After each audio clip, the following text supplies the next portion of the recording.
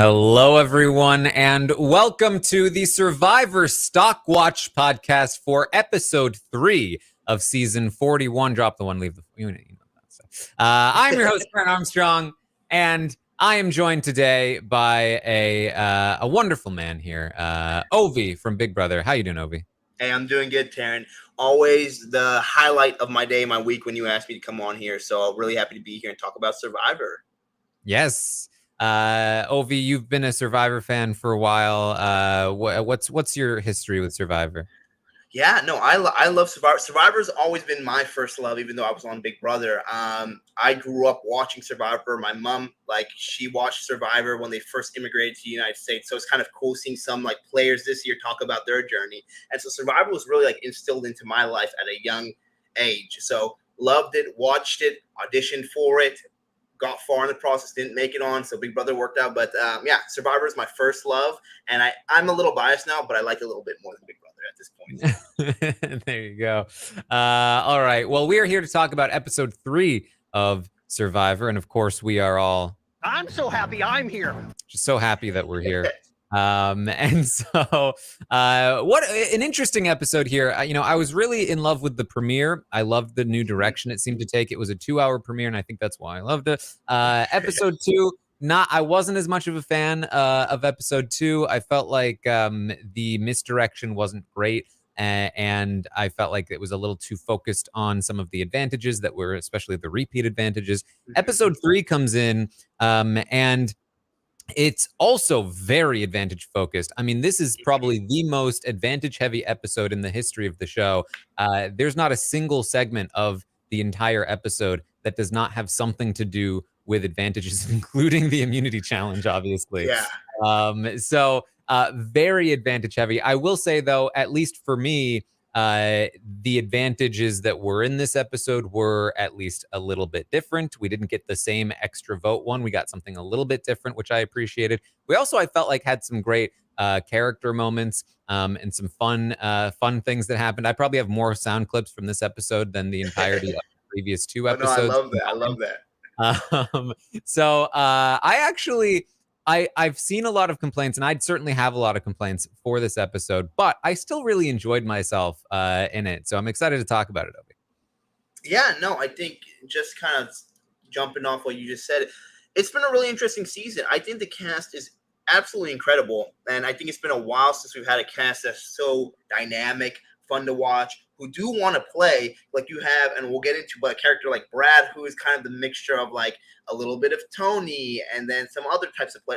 You have some really cool cast, but I do think, unfortunately, I was hoping it just might be the start off it, but it seems like the advantages, the factors outside of the players are really kind of controlling the narrative in the game versus the cast. And so that's kind of what I've not so happy to see, because I really just want the players to be able to play the game. And unfortunately, as we saw today, or not today, but Wednesday, they haven't been able to play their own game in certain ways because there's so many risks, advantages, and you just don't know. So yeah, I'd love to talk about it. Yes, and with so much focus on the advantages, I think my biggest complaint about the season so far is that it feels like Survivor has taken another step forward in not fully explaining the moves that are being made. It feels like we're not really getting an explanation for it. And that is what this podcast is all about, trying to figure out what's actually happening. So on one hand, they're making my job even harder. On the other hand, I feel like, a podcast like this is even more necessary for a season like this. So let's try and figure it out here, Ovi. Okay, I'd love to do that. Okay. Well, we open up the episode with the yellow tribe, Yase, whatever it is. It's yellow. So many names. Tribe, yeah. And of course, by the way, I forgot to mention, we will also be rating all of the players at the end of this podcast. So that'll be fun as well. Rate them based on their game, but I will also try and talk about my observations of the edit. The edit will not be included in the ratings that we do later, but I will still make comments based on what we're sort of seeing in the edit. And of course, the edit informs, gameplay observations as well. You can't really fully escape it. But we open up here with Yellow and Liana. And what I was hoping for was an explanation of the previous vote, because it was particularly kind of out of left field, even though it seemed fairly obvious that it was coming. That it really felt like we didn't understand why. I mean, we saw that Tiffany wanted Voce to go because she was worried about a potential idol that everybody knew wasn't actually active. But beyond that, we didn't really get an explanation for why Evie would actually go along with that. And we open up with Liana saying she feels like the Xander move would have been genius, and she really regrets not having pushed it. Yeah, no, it's so frustrating. I think that I love an edit where you're not sure who's going home. I think that's great, but I love it when it's the players aren't sure. I don't like it when it omits facts. Like there's already a clear indication of where it's going to go, and instead of showing us that episode or the next episode, they just kind of leave it for us to fill in, because it seems that from my understanding after like last episode, because I was like, oh, you need to get Xander out. Even though I love Xander, I was like, it to me at that point was a clear indication, because this is a shot you can take. You know the advantages. He's not able to play it. And then it's switching the vote. I thought maybe they were all on board, but we saw at the beginning of this episode, Liana was really upset that she didn't take that shot. And so I think there was a little confusion on our side of, well, okay, are they going to go into explain? Is there going to be a conversation between Liana and all the rest of that team about why they went to the decision? But it kind of moved on very quickly from that. So, and I think we saw that pattern happen a little bit this episode too, which I'm hoping. I just want some answers, and I love that it makes your job, harder, but also maybe people want to watch it. But I would wish there was some more help on that side. Yeah, we got nothing from Evie about why they made the decision they did. We got nothing from Xander about whether he was in on the vote, how he's feeling about the fact that Voce just left. What is it blindside, or is he feeling like he's now on the outs? Like, what is he thinking? How desperate is he to get this idol activated? How does he feel once he hears Brad later in the episode? We get none of that, of course. Instead, we hear from Liana, and she says that she wishes that she had made the move. She says she's here. She came here to play, and she wants to be a great player, and she feels like things just slipped through her fingers last night.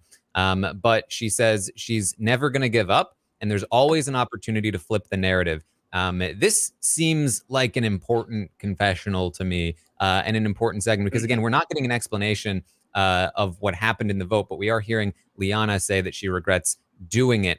And that strikes me as important because in the last episode, it felt like they were portraying that decision to be a mistake.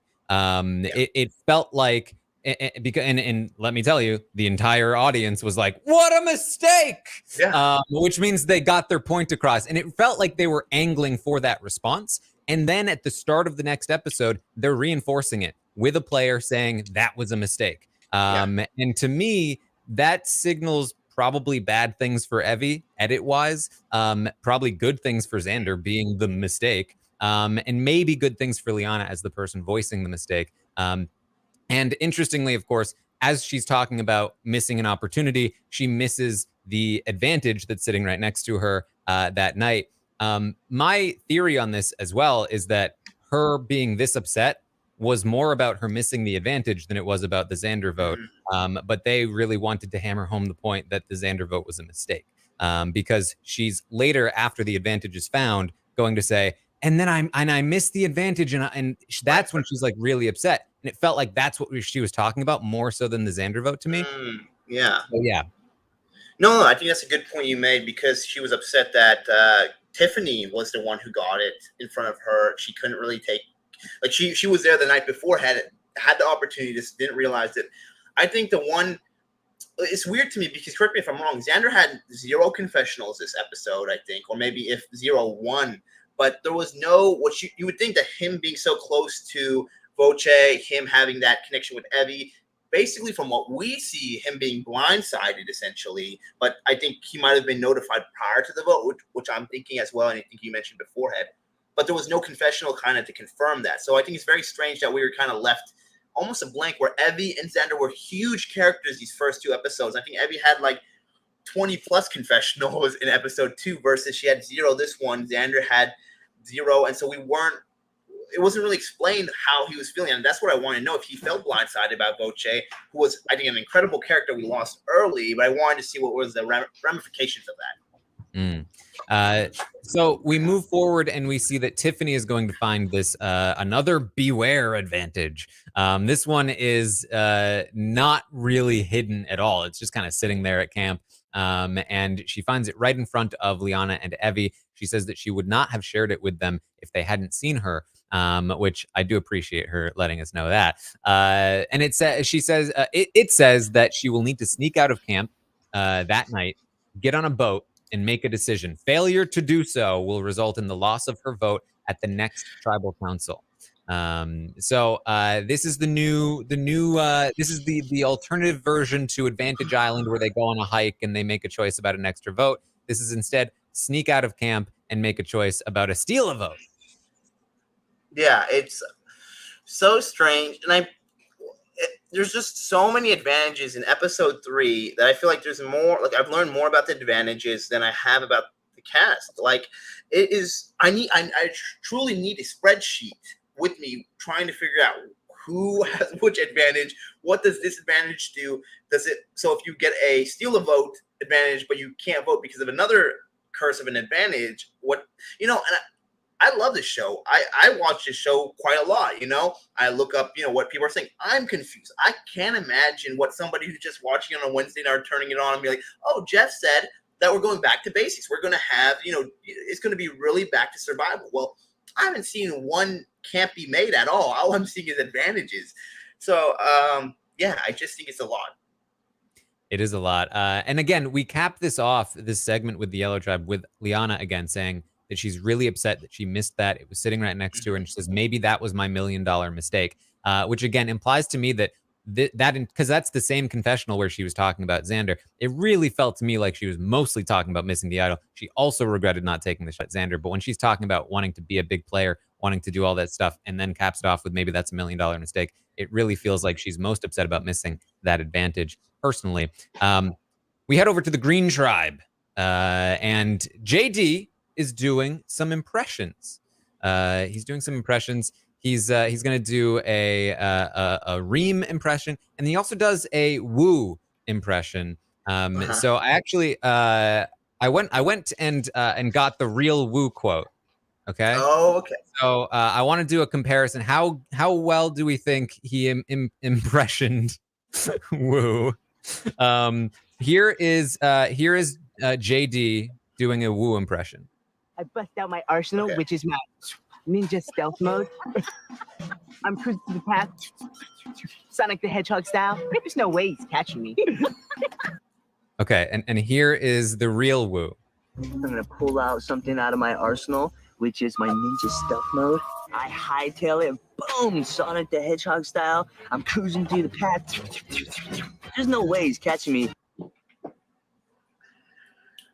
I heard Steven say that this was very bad. I actually don't think it was that bad. It was on the mark. Sorry, I'm putting my charger in here, so I apologize for the going back and forth thing. But no, I don't think it was as bad as people said. And I think here's the thing: is people don't realize that people know, but you're stuck on an island. You're figuring out whatever you can do to like have fun and like fill in the gaps of time. So if one of the things you're allowed to do is copy past Survivor players, might as well try it. Yeah, it felt like he added like a little bit of a lisp to it that I don't think Woo has. So I don't know where that came from. Yeah. But in general, I feel like he captured the essence of it, which is important. He also got the quote like almost entirely correct. So kudos to him, I guess. A super fan. He knows how to make replicate the voices of some past players. Forgets to put in advantages all the way into his pocket, but we'll get to that in a second. Yes. Well, Brad is not a fan of the impressions. He says, "What are they doing? Laughing like it's a beach party." He's a hard worker, and hard work pays off. And he proves this by then finding the beware advantage in the middle of camp. He then grabs it and reads it in the middle of camp, which I was like, what are you doing? Anyone could see you just reading a piece of paper in front of anyone. Maybe there was nobody around, but even so, I was like, what are you doing, man? But he's excited. He's loving it all. He's high risk, high reward. He's like a kid in a candy store. And you really do feel like his glee of playing the game. And this is when you're like, this Brad guy's pretty cool. Oh yeah, 100%. I think that's where I was really like, I think he just enjoys the game. And I think I love having those type of players on the show who are huge fans but aren't very. I don't mean this in a bad way because I think it's perfectly fine. But game body, who are very like robot. Like they make the plans of certain game plays. They want to do this. They're here for the money, which I completely understand. You want to be there, but I love it when we see a player who's there for the experience, like Brad, who just does like anything he wants to do, tries his hardest to play in the game. I'm sorry, there's a corgi trying to attack me who loves Brad as well. But yeah, no, I fell in love with Brad at that moment too. To me, he's such a dad. Like he's such like oh yeah, let's do this. Let's do the competitions and we'll lie and backstab, but we'll work hard and it'll be fun and we'll goof off, but in a serious way. Like he's such a dad. He's like, he repeats again, hard work will be rewarded in the game. Not for him, but maybe for someone else. I don't know. Yeah, not for him. This guy was a huge fan of the Brad. He would take any advantage he could see. He's enjoyed the episode a lot for most of it. Did he play like Brad? He would run after everybody on the island probably, and he doesn't know when to shut up. That's an issue of his, and like Slick, it might be a little weird. There might be some production issues right there. He's not the best about that. I could see him eavesdropping on conversations. He would, and he would bark, let them know he's there. He's low to the ground, so I think he might mesh in with the sand possibly. Exactly. But sorry, every time I'm like with an interview, I think it's almost like clockwork. Mowgli would run into here, wants to jump in here. I don't think there's been like a at all session we've ever done without Mowgli jumping on the screen. He's got to get some screen time. Yeah, he needs his screen time, so he's a real celebrity. So, all right. Well, we head over to the Blue Tribe, and we are back with Sydney. I mean, Sydney really has been, in my view, in the edit, the foreperson of this Blue Tribe, with Deshaun and Danny being sort of secondary-ish characters, I think. And then Nasir as this kind of object of like, he's good, he's not, he's good, no, he's not. So we're gonna see Sydney telling the rest of the tribe. It's all 5 of the players in the tribe sitting on the beach, minus Nasir. She is telling all of them that, hey, guess what happened last night? And we flash back to last night, and it's Nasir telling Sydney, hey, we should go after Danny. Please don't tell anybody. Please don't tell him that I said this. And so then we flash back over to Sydney telling the entire tribe he wants to go after Danny. And we see Nasir in the background saying, I don't know. I don't think I should have trusted Sydney. I think she's playing a double agent game. And Sydney tells us that she is changing her mind about Nasir. He is too erratic. And so he is now the target. We've got to take out Nasir. Yeah, no, it's kind of strange because Sydney knows Nasir is confiding in her. She already knows Danny and these other folks aren't Team Nasir at all. So there's no reason, I feel like, to spread this type of information to dislike him more while he's already an ally for her. I think this is the type of time where you keep the information close to yourself. If you ever need to use it, if you're in trouble one way or the other, feel free to do it. But you're just giving free information out there, losing a potential ally there. And these people's opinions on Nasir isn't changing like very much. It's just putting the target even bigger on him. So I don't know. I think this might come back to bite her just because we've been seeing a really good edit of Nasir. I feel like he might be here for a little bit longer than some people think. And so I really like him. I think it's really just his character himself resonates with me. I do think he might be, he might speak first before he thinks sometimes, but he plays the game with his heart on his sleeve. And I think we see that like afterwards when it gets awkward, when she tells everybody, hey, this is going on, Nasir can kind of detect that. And he's just like, hey, if you guys have an issue with me, put it up in the open. So, yeah. Yeah, this to me, this segment felt like, I think in the preseason, and I wasn't really very knowledgeable with what was happening in the preseason, the draft, I chose Sydney, and people were like, excuse me, and I was like, uh-oh. But in the preseason, I think people were expecting a certain character from Sydney. In the first couple of episodes, it's felt like she's been portrayed as very prominent, but also fairly neutral. However, this episode to me felt like the villainy breakout for Sydney. Yeah. The way that this whole segment was portrayed felt very targeted at Sydney being the bad guy. Yeah. And in a somewhat subtle way, but not that subtle. And, you know, we've yet to see Nasir in a really bad light. I mean, when he is being targeted, it's not really due to something that he's doing that we don't like. It's more like, oh no, Nasir, poor Nasir, he's just too enthusiastic. Yeah. And when he's not being targeted, it's because he's such a great guy. And we're getting his perspective about how Sydney is, you know, a double agent, whereas in the other tribes, the person in the middle who's being trusted by a bunch of people, you know, we're kind of applauding them.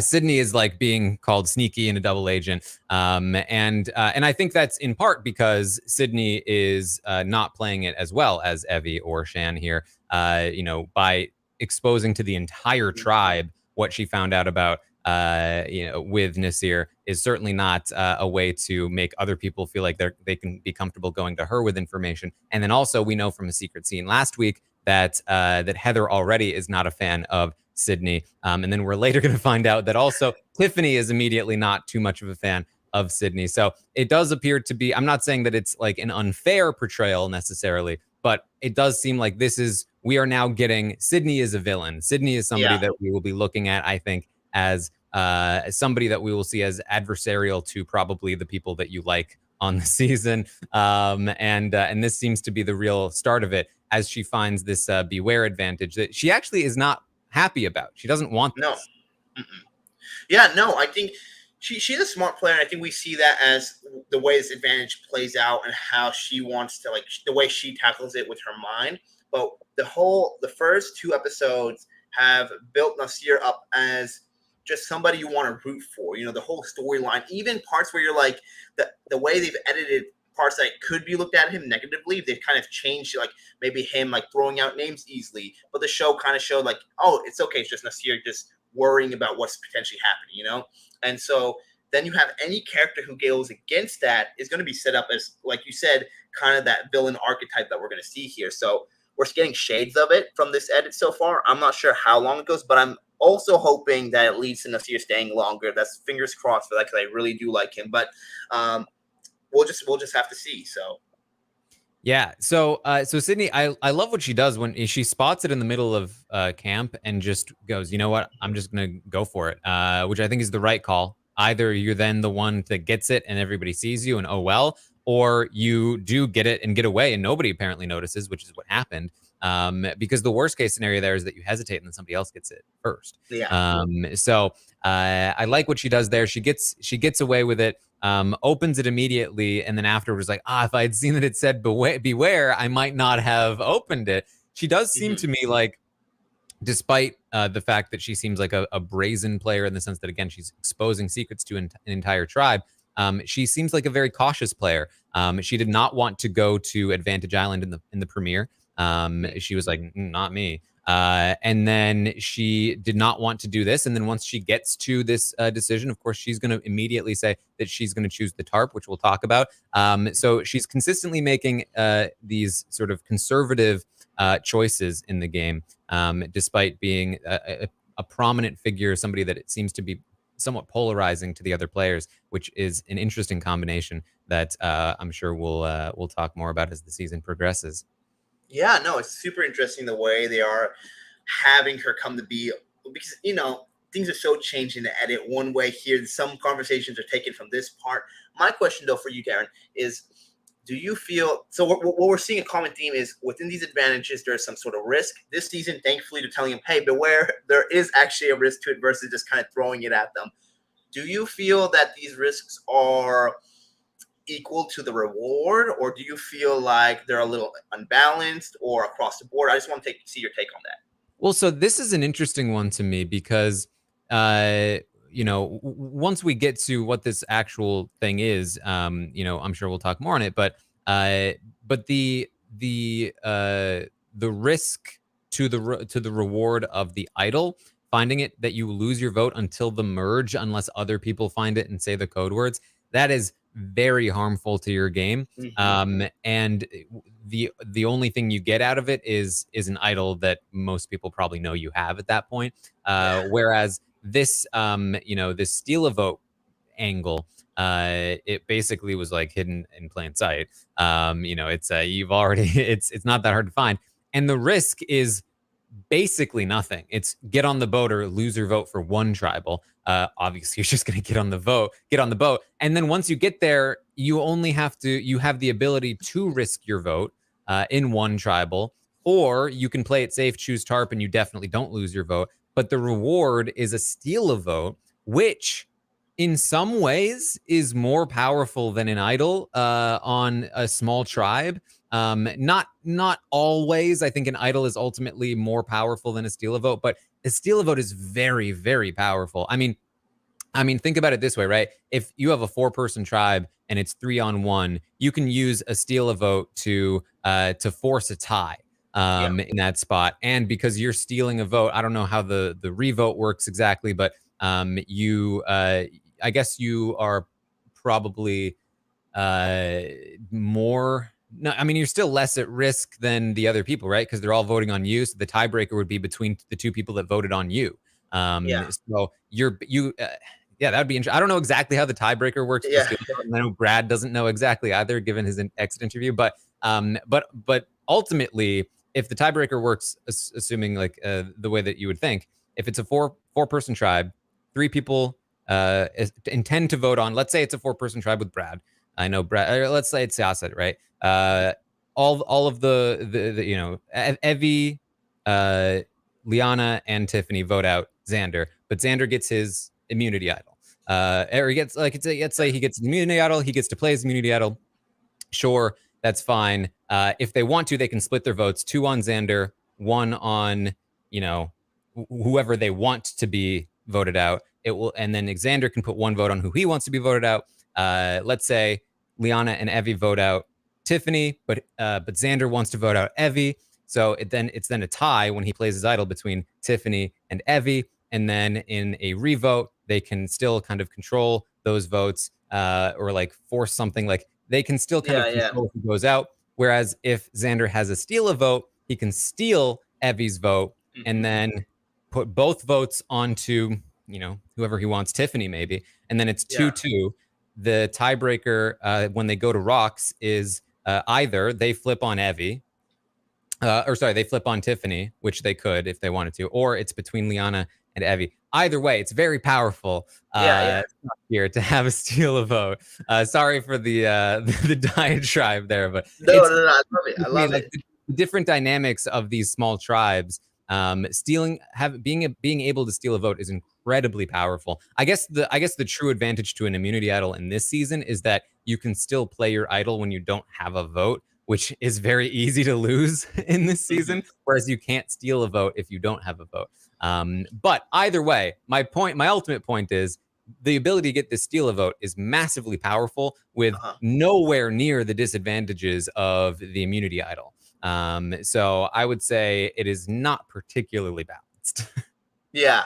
No, I mean, I love when you go in. Those are my favorite things. I think most people watching love when you break it down like that. And I think that's kind of my issue with it, because there's all these advantages are introducing a twist to the game in so many different ways that it's really difficult to account for what you don't know. Like you said, we don't know what happens in a tie. Brad didn't even know what happens in a tie.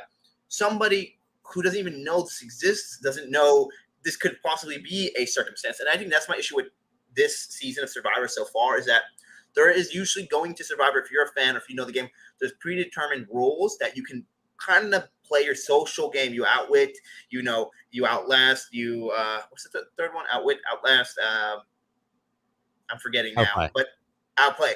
But with these advantages, that's kind of sometimes out of your control with that. And so the basis of the rules aren't the same understanding for everyone, is what I'm saying with these advantages. And that's what I kind of don't like as much, because no one knew that this could be a possibility. Like one of my other questions is that if you don't have a vote, right?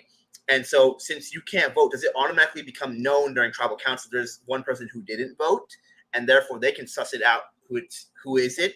There's just so many things I feel like the players. Yeah, sorry. We'll go on from that. I feel there's more disadvantages than advantages this season because of these advantages, and it's kind of frustrating to see that. Yeah, it's definitely strange. So we'll get to the steal a vote, but first we see the Green Tribe, where we go back to the Green Tribe, where JD is searching for an idol. He says, it's harder to find these than people say. On the internet, people are like, oh, they're so easy to find. But he says, well, maybe somebody's already found it. And he goes through a list of people. He says, Ricard is sneaky. And he says that Ricard has the most knowledge of the game other than himself, JD. He says Shan is smart. He wouldn't be surprised if she had one and just didn't tell anybody.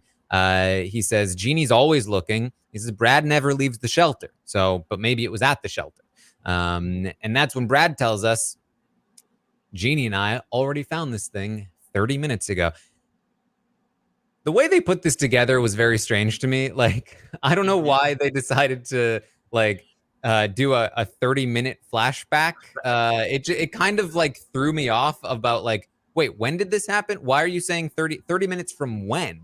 Because you're talking to me now, but I just got here. So was this before you found the other one? I don't even know which one he found first. It's super strange, and I do like that they're taking a little flexibility with some of the editing this season, where they're like, oh, it's here's an idol. Well, Jeff Probst comes out, this is where I put the idol, this is a little slip. I like some of those things, but this one was really strange that we learned about something happening now in a flashback form. And I don't know if they thought it'd be too confusing if Brad finds one idol and another one after that, but it made sense to me when they did this with Sydney and Nasir, because we already have gone past that night, right? We're already in the next day. So we get to the Blue Tribe and she's talking to her tribe about what happened the night before. And they just didn't show that scene the night before because it ties into what happens the day after. Makes sense that they would flash back to the night before. But for this one, it was okay, you could have just shown us the scene of him finding it right away. Exactly. I got what they were doing, and I appreciate that they're experimenting. I feel like this one did not land.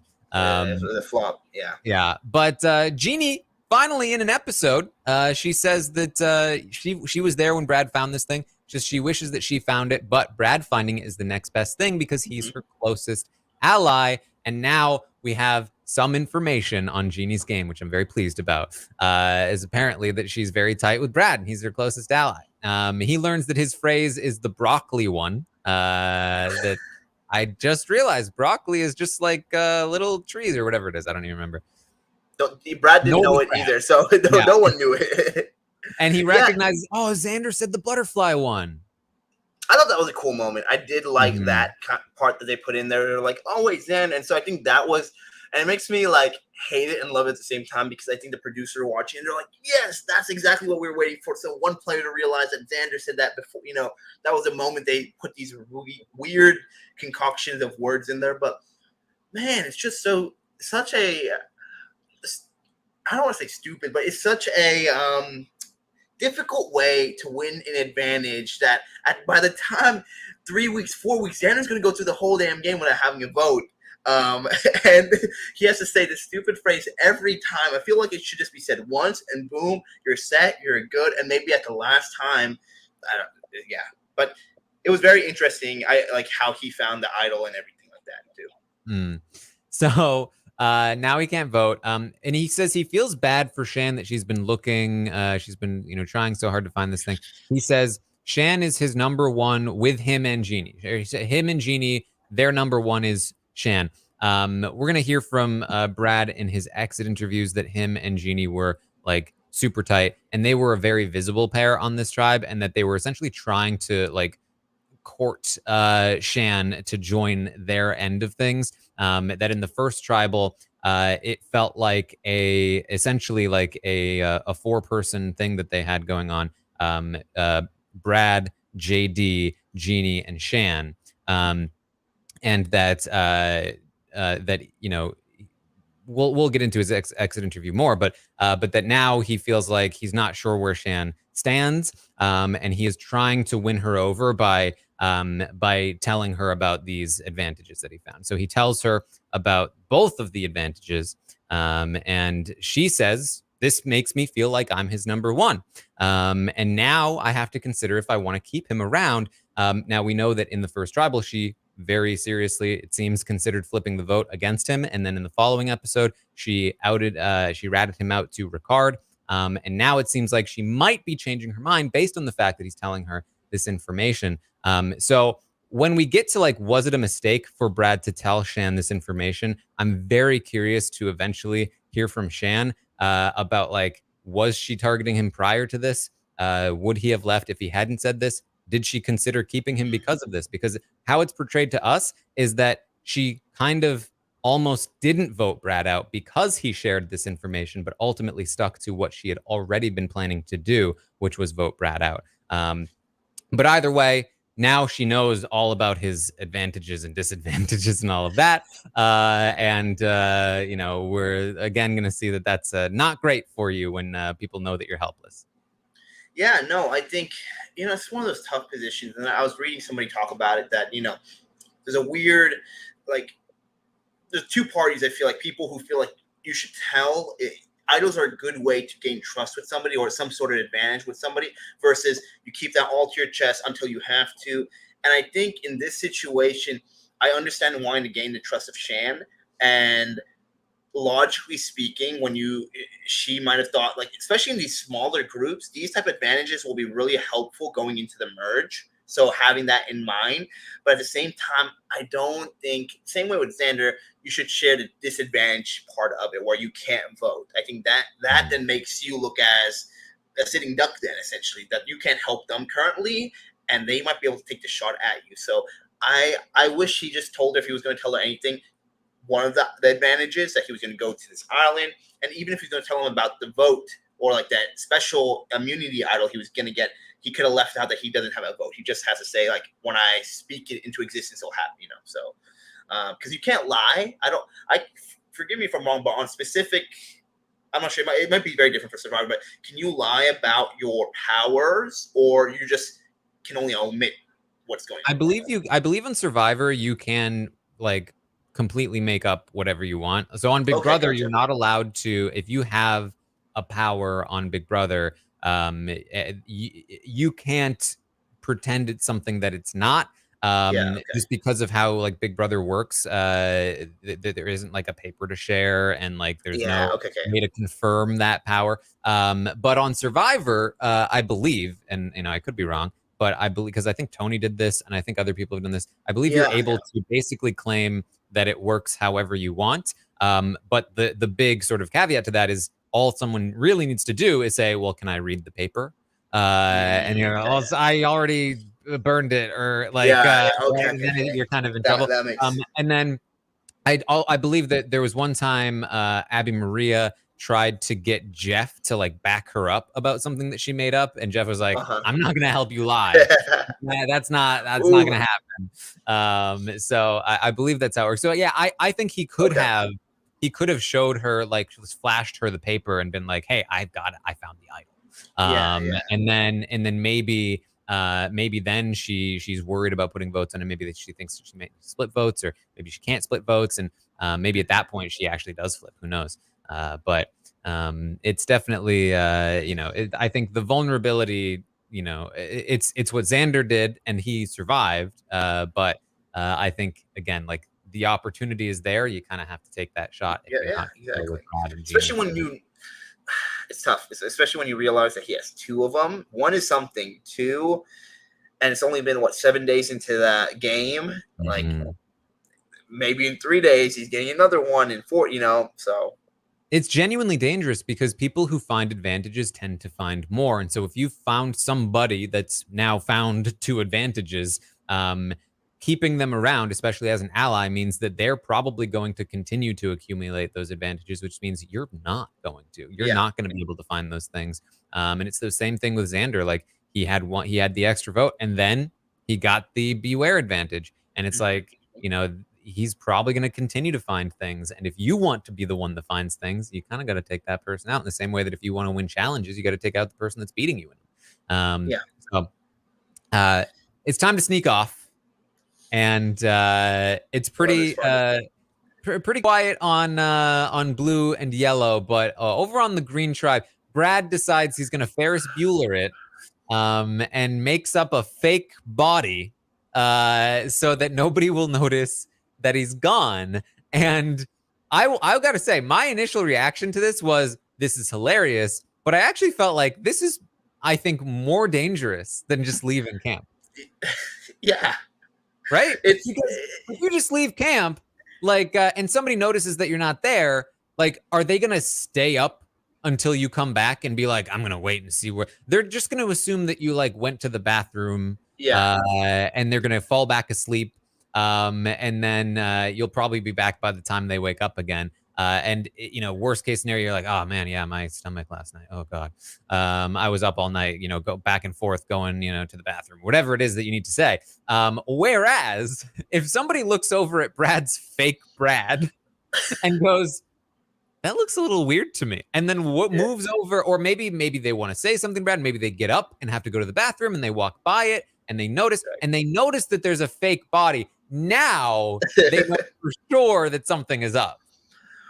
No, 100%. But that's what I loved about Brad, is that this was so inefficient way to do something that's much easier than it has to be done, that it made me so excited for the possibility of Brad within the game, where I was sure that we would see some sort of evolution of the spy shack, the spy nest, a spy submarine, whatever he might create.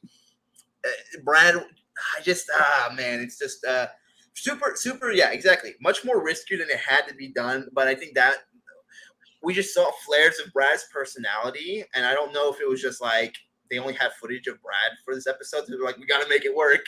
But I just loved every bit of it. I did love it. I just like, I want one of these times for like, because I feel like this happens a lot with the sneaking out and like sneaking in and whatever else, like stealing a thing. Like I want somebody to get caught. I feel like they never ever get caught. Nobody's gotten caught like getting an idol at a challenge. Nobody's gotten caught, you know, sneaking into a camp and stealing something. Nobody's gotten caught sneaking out of camp. I wanted a scene of JD waking up and finding the body and be like, what? And you know he would wake everybody up. JD would be like, guys, that would have been great. Something's going on right now. And no, it would. And then also Brad's reaction, he'd be like, yeah, I did it. Like, this is what happened. Like, he wouldn't even try lying. I feel like if he was just like, this is what happened. Yeah, well, then you're just like, no, I just had to go to the bathroom, and I decided to put a fake body there just because I didn't want anybody to be worried about me going to the bathroom. So they all arrive at, I guess, a different Advantage Island. It looked very tribally, like tribal council-y to me. But all three of them arrive, Brad, Sydney, and Tiffany, and they're faced with a decision. They must choose between two advantages, a tarp and a steal a vote. Brad immediately is like, I want the steal a vote. And really, of course he would. There's no incentive for Brad to not go on the boat, and there's no incentive for him to do anything other than choose steal a vote because he already doesn't have a vote. Oh, yeah. So there's no risk to Brad's risk here because he's already lost his vote with the other Beware advantage, which immediately means that nobody is ever going to get this tarp. Yeah, no, it's really strange. And at first I was like, okay, so then does he have a vote now? Like he has 0 votes and then you could steal a vote? Because I actually don't think it makes sense that if you have a steal a vote thing, they should still be able to have your normal vote to use the steal a vote, because I feel like the steal a vote actually makes those type of disadvantages. It just changes it how it's supposed to be. Now you have a 0 vote. Can you like go into negative votes? Is this like what aspect of the game? Double lose your vote.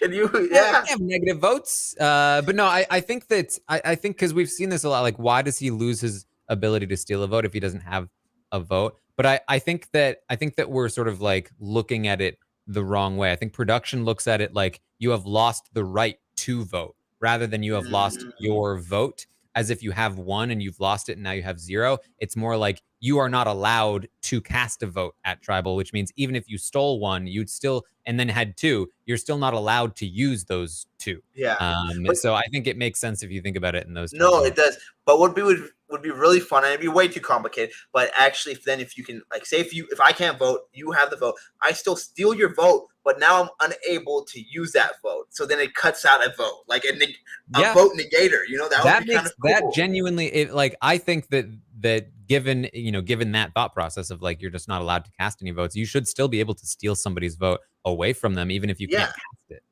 it. So I don't know. It's just but to your point, I think they're really pushing this prisoner's dilemma, or like they really want these things, and it's just not. It's working, but not working in certain ways. I mean, I think it would be actually more fun that if they get there immediately, they have a timer of 60 seconds they can talk, and they have to immediately go into it instead of going back and forth. Because then we'll see probably more chaotic decisions than none. Well, I think also one of the reasons why the prisoner's dilemma is not functioning as well as it could is that it's happening with people on different tribes. And so we're not seeing any of the ramifications of the decisions being made. Like when somebody goes back and they didn't get the tarp or they didn't get the vote or whatever, we're not getting to see them going up and being like, so who did it? Who took it?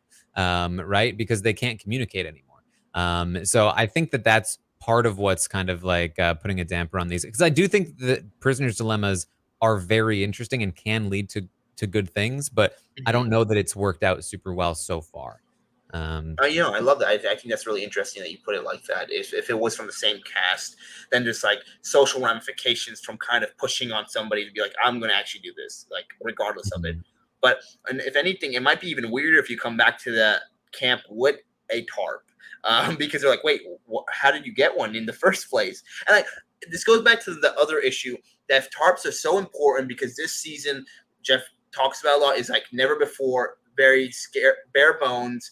There's very little, but we haven't really seen that, which I'm a little frustrated about. Is that I really want to see the survival elements. If we're saying that this is going to be the hardest, if we're not going to see any survival elements, they're suffering, this and that, then give them the food, give them the tarp, give them to me, then it doesn't matter because then the gameplay is the only thing affected, and every damn segment is an advantage. Like that's what it seems like. Yeah, and it doesn't seem like they cared that much. I mean, nobody there was like, please don't take the vote steal because we all need a tarp so desperately. They were like, oh, you want to take the vote steal? Oh, fine, I'll just take nothing. Like they just it didn't seem like the survival stuff really mattered to them all that much. So we see that Tiffany initially is sort of told you should take the tarp because you can't afford to lose your vote because you're in a 4-person tribe. I actually disagreed with that reasoning. Now, obviously, Brad and Sydney have incentive to tell Tiffany that, but it seemed like Tiffany agreed with it, that she was worried about losing her vote. My perspective on Tiffany's position was in a 4-person tribe, again, having a vote steal is way more valuable to me than having like having a vote singular, because basically how the tribe is working, either Evie and Liana are going to stick with Tiffany and vote out Xander next tribal, or they're not. And so it's either going to be 3-1 on Xander, and maybe he has an idol, and that would suck. But if he has an idol, Tiffany having 1 vote to Evie and Liana's 2 isn't going to protect her. So having a vote there doesn't matter at all if her alliance stays true. If her alliance doesn't stay true, they decide they want to take out Tiffany instead of Xander, then it's 3-1, and her 1 vote again doesn't matter. So having that 1 vote really isn't all that important in the spot that she's in, but having a steal a vote is very, very important if her alliance does turn on her, because again, as I said, now Tiffany can steal a vote and force a tie, and now all of a sudden she's solid. And again, depending on how the tiebreak works with a steal a vote, I still don't know that exactly. But worst case scenario, she can force a tie and maybe scare somebody over or whatever, however it's going to work. But I would, in her position, every time risk my vote to try and get that steal a vote, especially if Sydney is saying, I want to do tarp, leading you to believe there's a chance that you would get it in the first place. So I was very surprised when she ultimately says, because I don't trust Sydney to take the tarp, I'm not going to risk my vote because it's I need my vote. I felt like that was a mistake.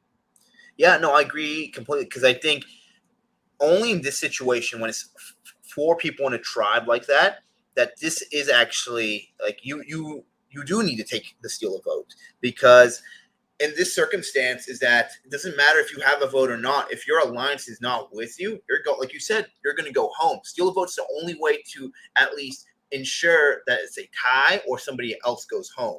And so in that situation, it wouldn't have mattered if she lost her vote for the next one because it'd be 4-0, you know? So, yeah, I think it was kind of a mistake. And also knowing that Sydney is leaning towards a tarp, you push for it. Like there's a really fun like Prisoner's Dilemma game that I used to watch on like YouTube. I think it's called The Golden Egg. It's like a UK based thing where two people they do certain questions at the end. They can either split the money, take the money, or half, and depending on what you do there. And so there's so many different combinations for it. And always it seems the right of way say that, hey, I'm going to steal the money. So if you steal the money, then like it's not going to go. And so then eventually if you want to actually split it, the person who says they'll steal the money, they actually split it. And like, you know, but yeah, no, I thought that it's different too when there's 3 people with it because you have different modes of doing it. So I would really love to see if we're going to continue this, like you mentioned, people on the same cast, 2 people, and see where it goes from there. Yeah. So ultimately, Brad does take the steal a vote. Sydney does not. Sydney did not trust Tiffany. Tiffany did not trust Sydney. They immediately seem to have bad impressions of one another, which is impressive considering how little time they had to communicate. Ultimately, that means that Brad gets to steal a vote. Nobody else does. And none of this matters anyway because Brad goes home, which means none of this mattered at all. Yeah, we got so much Brad time that, and I get it, they might want to blindside us. We're like, oh, Brad does go home. But to me, I'm like, this was just a waste of 30 minutes of making us fall in love with Brad, see all these advantages around Brad. And now I don't know much about the people who are left in the game. It just seems such a weird editing choice to make me just feel like, unless they already decided they're bringing Brad back for the next season, where they're like, all right, we need to make sure Brad is known when we bring him back. I just didn't get it. Yeah. Well, we then head to the immunity challenge where Brad is going to have to talk about broccoli, and he butchers this. I have the full clip. So let's just listen. Brad has to say his code phrase about broccoli, which is something along the lines of like, oh, I just realized that broccoli is just like you know, mini trees. This is he interrupts Jeff and an awkward moment to start, and then this is his thing. Yeah, we ain't got no rights. Yeah. You know, Oh, sorry, Brad. oh, I'm sorry, Jeff. You know, Sorry, Brad. I was hoping it was the salt water that was making my clothes baggy, but the fact is I'm just turning into a little bit of a twig and just kind of a fuzzy top. I feel like a broccoli. So broccoli grows little bunches on small trees. So I feel like a little broccoli tree, I guess. He's so all over the place. He starts off like big long pause.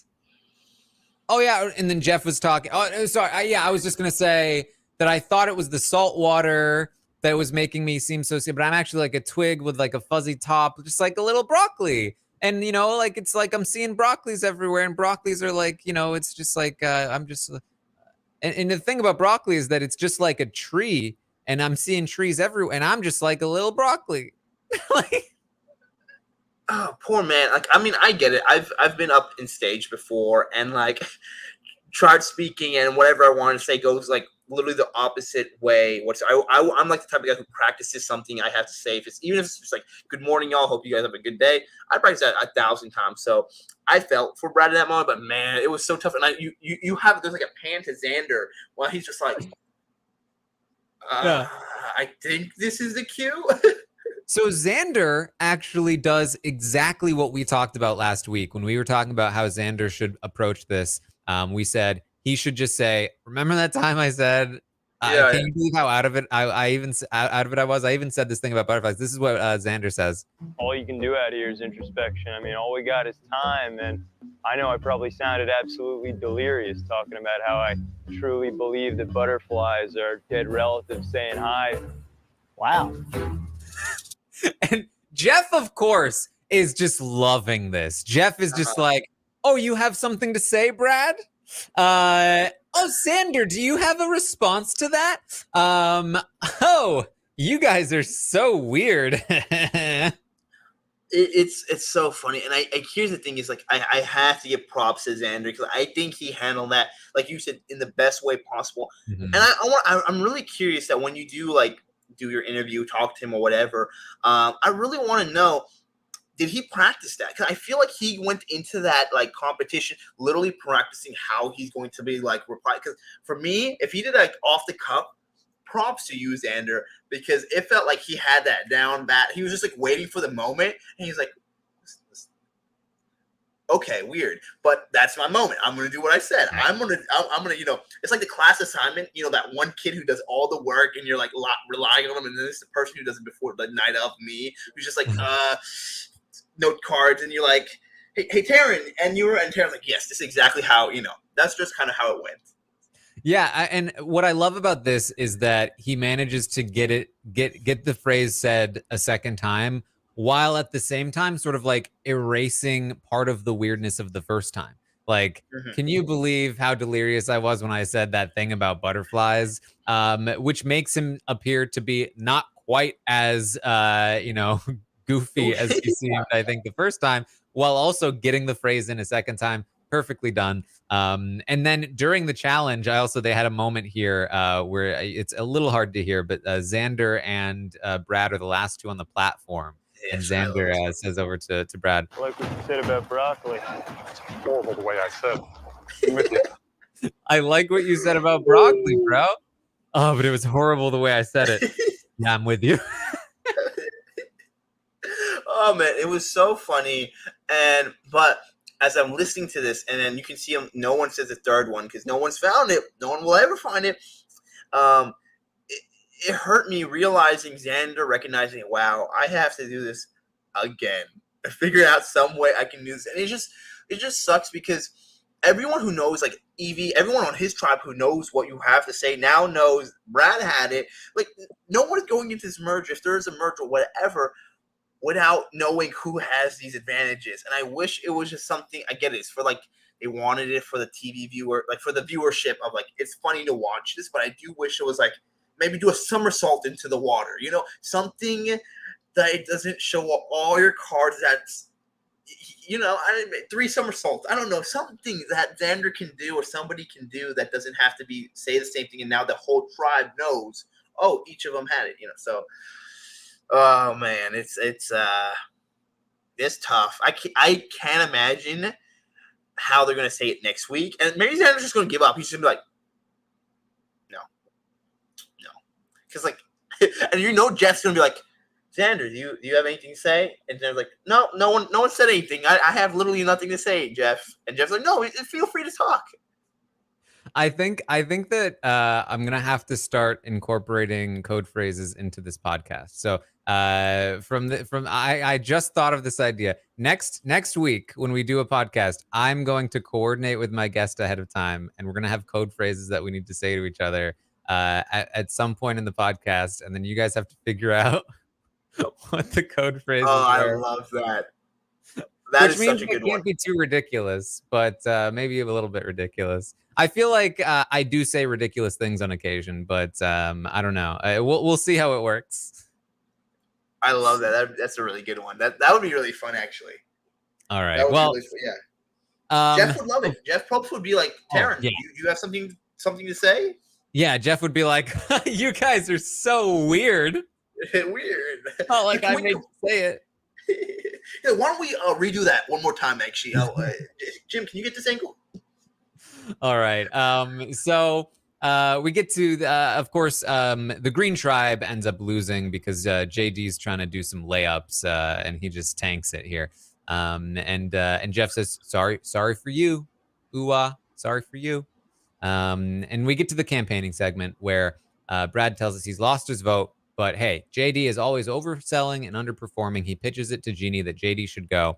And then we see Shan catching JD with his extra vote hanging out of his pants. What is happening here? He goes off to go to the bathroom. He comes back with his pants seemingly down. Like he went off with his pants firmly attached to his waist.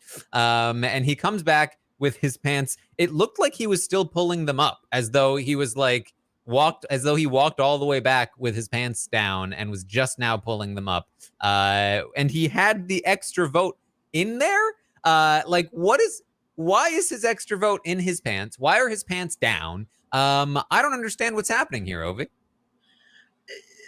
It's so confusing, and I thought that it had to be on purpose. I forgot he even had a vote. Like, you know, I forgot that it was even a thing that he did, because I was just like, this must be a bluff. This is like, you know, a Tony bluff. This is like, you know, this is one of the bluffs like all players use. Put rocks in your pants and be like, may or may not have something. Or maybe Shan was like in on it and be like, wait, you have? And I like, you caught me. But then when I recognized, wait, this is actually a mistake on his part. And then also the way he handled it was like, he was like, oh yeah, you caught me, I lied. Or more, I just wish he could have been like, yeah, I actually came here to show you guys, like, this is something I got to give you trust and show you that I have this. Like, play it off some other way and be like, my bad, guys, you caught me. I know I'm already on the chopping block, and this is an advantage I hid from you. Don't get me out. Like, and then it's just like so frustrating that it worked. Yeah, I think I figured it out though. I think I figured out what happened here with the pants and the bathroom situation, because JD, he gives us a clue here. He says Today it was like crap hit the fan and the fan was made of crap. So do we think that the crap hit the fan made of crap, and it ended up with a lot of crap, and it was a big cleanup job, and he was just, you know, that he ended up having to change clothes, and then, you know, he had to, his pants wouldn't fit because they were, you know, too full of crap. I don't know. It's something about the crap situation. I don't know why crap was on his mind. But it also seemed very relevant to how he got caught in the first place. I don't know. Here's the thing: is you usually have to say, "Taran, you're being ridiculous." This is like one of your funny thing, weird thing. This would be actually a code word if we actually had a code. Right? But honestly, I think it happened in such a weird way, in a way that the show wasn't able to really show, because they're not going to go on like national and be they're like, not yeah, show crap hitting a crap fan. That's yeah, just there's not going to be like he just crapped his pants literally, and then he had to change, and then production issues gave him a new pant. Like, they're not going to. I think that he and production where they were trying to tell us the truth about the situation without being too vulgar. Yeah, that's what I want to hope. Crap hit the fan, and the fan was made of crap. And it's such a weird phrase. Like, you would think that was written in an advantage. Like, you know, JD's waiting for his immunity to work up there. Such a weird phrase. So. Man, yeah, it's just so frustrating. And I was actually surprised by Shan's boldness, though, to call it out right in front of it. Like, she was just like in front of everyone, her like ally, where she was, you know, which I liked, but also I was very surprised by, because usually, I mean, if I see that, you'd be like, oh, wait, hold up, like, and then you go whisper maybe to like one of your other team, you know, be like, hey, I think, you know, JD had something, and then you go talk to him maybe solo. But she was just like, I see it, boom, I'm gonna do it. So. I liked it. Yeah. Anytime I hear about crap hitting the fan, I always think of the movie Airplane. I just love that gag there. But yeah, I agree with you as well, though. JD, the way he handled this it felt so bad, because he's trying to explain himself to Shan, and this is how he's saying. And to make matters worse, I didn't tell you. You found out. So now it's even worse for me. Yes, it is. So, okay, I love this clip because it's him saying, to make matters worse, I didn't tell you, you found out, which just makes things worse. And like, you'd think there's some kind of like other point to this, but it's like, no, it's worse because it's actually even worse. And I have still no defense. And then just, I don't know if you guys had the same reaction as me at the end of this clip, but just the hilarity of what he's saying, followed by the music cue here. To make matters worse, I didn't tell you. You found out. So now it's even worse for me. Yes. Every time I hear it, I'm convinced I'm about to hear the Curb song. The Curb thing, Curb Your Enthusiasm. And it's such a Curb moment. It's so, man, like, it's just digging your hole, be like, Yeah, babe. I didn't just like grab the $100 from your purse. I actually also cheated on you. She was your best friend, and like I wrecked the car. It makes things worse. I didn't recognize all that at that point, but I appreciate you telling me that. Like, it's such a. And then Shannon's like, yeah, it does make it worse. Like, I expected him to be like, well, it makes it worse, but you know now everything's in the air. I'm all yours. Like, I'm indebted to you. Which he does eventually be like, hey, I'm really indebted to you. But I also feel like it took, like, Shannon, everyone else to, like, connect the dots, being like, okay, like, this is how it benefits our game. Instead of, like, JD being like, I don't know. Maybe it's because JD was so, like, heart on the sleeve, flabbergasted, was so shocked about it all, was just like, yeah, it is what it is. Maybe it made her feel like, cause I think she views maybe JD as like her little brother, or like in the game, kind of like somebody she wants to like take care of, help. And so then she's just like, it's JD. You know, there's certain people like you just give them a pass, like, it's JD. And I feel like that might have been it. I don't know. And I still don't understand, and we're gonna get to it, but I just still don't understand how it transpired for all of this to happen, and JD still was sitting pretty by the end of the tribal council. Like, I just don't get it. I like JD. Don't get me wrong. I like JD, but man, for super fan, a fan, for that to happen, it's difficult. It's difficult. Yes. Well, after she finds this extra vote, Shan goes to Ricard and she says, we need to vote out JD. And Ricard says, I get that. I think JD's sneaky. I don't think we can trust him. Yes, but I also don't think we can trust Brad. And I don't think we need to vote out JD right now. I think that we should vote out Brad, essentially. And he tells us that there are two big plans. One is JD, one is Brad. He has to hope that Shan makes up her mind. And so then we hear JD talk more with Shan. He offers her the extra vote for safekeeping. He says this is either a brilliant play or it's one of the dumbest moves in Survivor history. But I'm a ballsy player. It's a ballsy player. So he's gonna hand her the extra vote, the extra vote. And she says, well, now I feel like JD is in my pocket, and Brad, he does have an idol. And she says that she is the deciding factor. She gets emotionally connected to people in the game, and somebody's going to be disappointed. And she tells the story about how when she was 5, she had to choose between her mom and dad. And she felt like when she chose her mom, that she let her dad down, and she still carries this that moment of like her dad with crying after making that decision. She feels like she let him down. She carries that weight with her to this day. And she's feeling that kind of burden of like, she's really going to have to let somebody down in this moment. And I loved this. I mean, I know that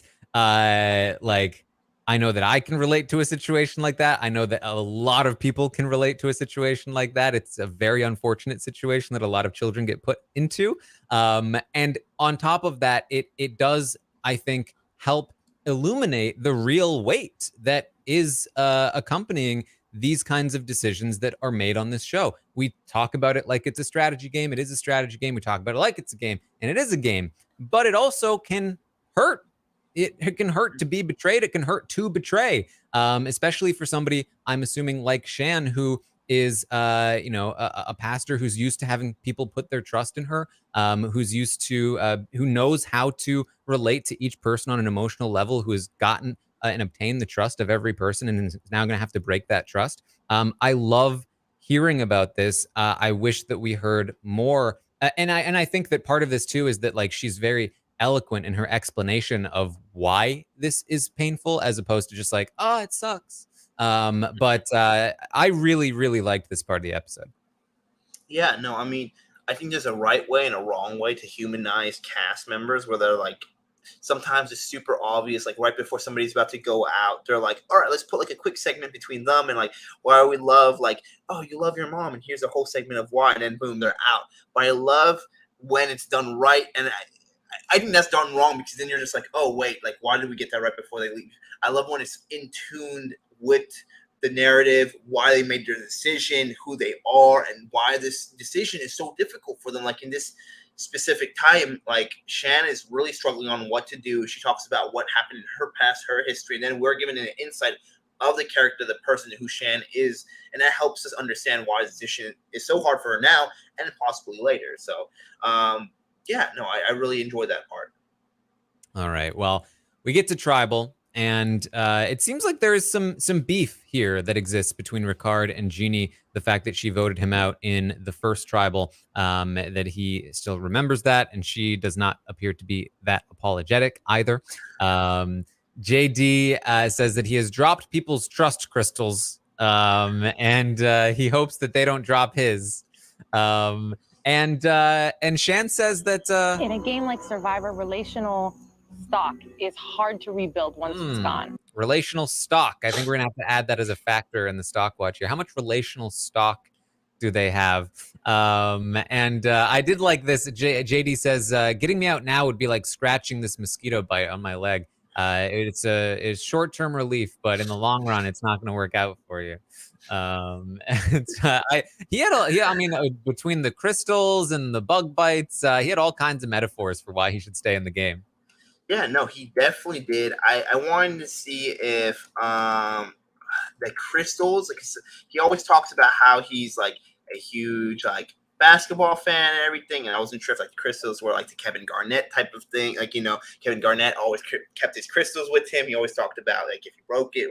Anyway, I don't know if that was a reference to that, but I really liked it. I do think it's strange that, and I don't want to fast forward, but I think it's weird that one, we had Ricard, like he was not a big JD fan at first, like before we saw, and I don't feel like there's been much to show that they've gotten closer, that he wants JD here. I know Ricard doesn't like Brad, but I'm just kind of confused where it went better with him and JD. But I also don't understand that if you're not going to take a shot at like JD with the idol or like the advantage, which at this time too, excuse me, now I'm just forgetting her name now. We literally just talked about her.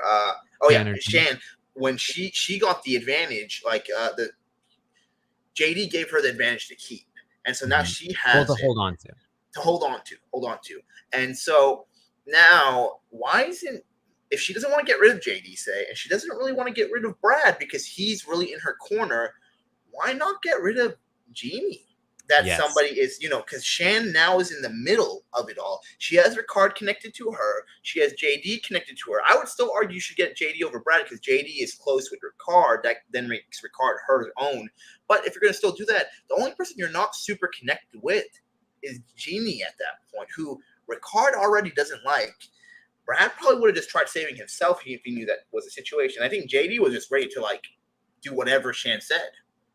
Yeah, that was my big question in the moment when I was watching on Twitch. I was saying, I don't understand why Jeannie is not an option here, considering that Jeannie has told us that Brad is her number one. So clearly she is pretty much the one person on this tribe that doesn't consider Shan to be her number one. And, you know, I don't think that Brad considered Shan to be his number one either necessarily. But it's very clear to me that that Brad seems to trust Shan more than Jeannie does. They seem to have more of a relationship than Shan has with Jeannie, but that's based on what we've seen. There may be a much deeper relationship between Jeannie and Shan that we have not seen.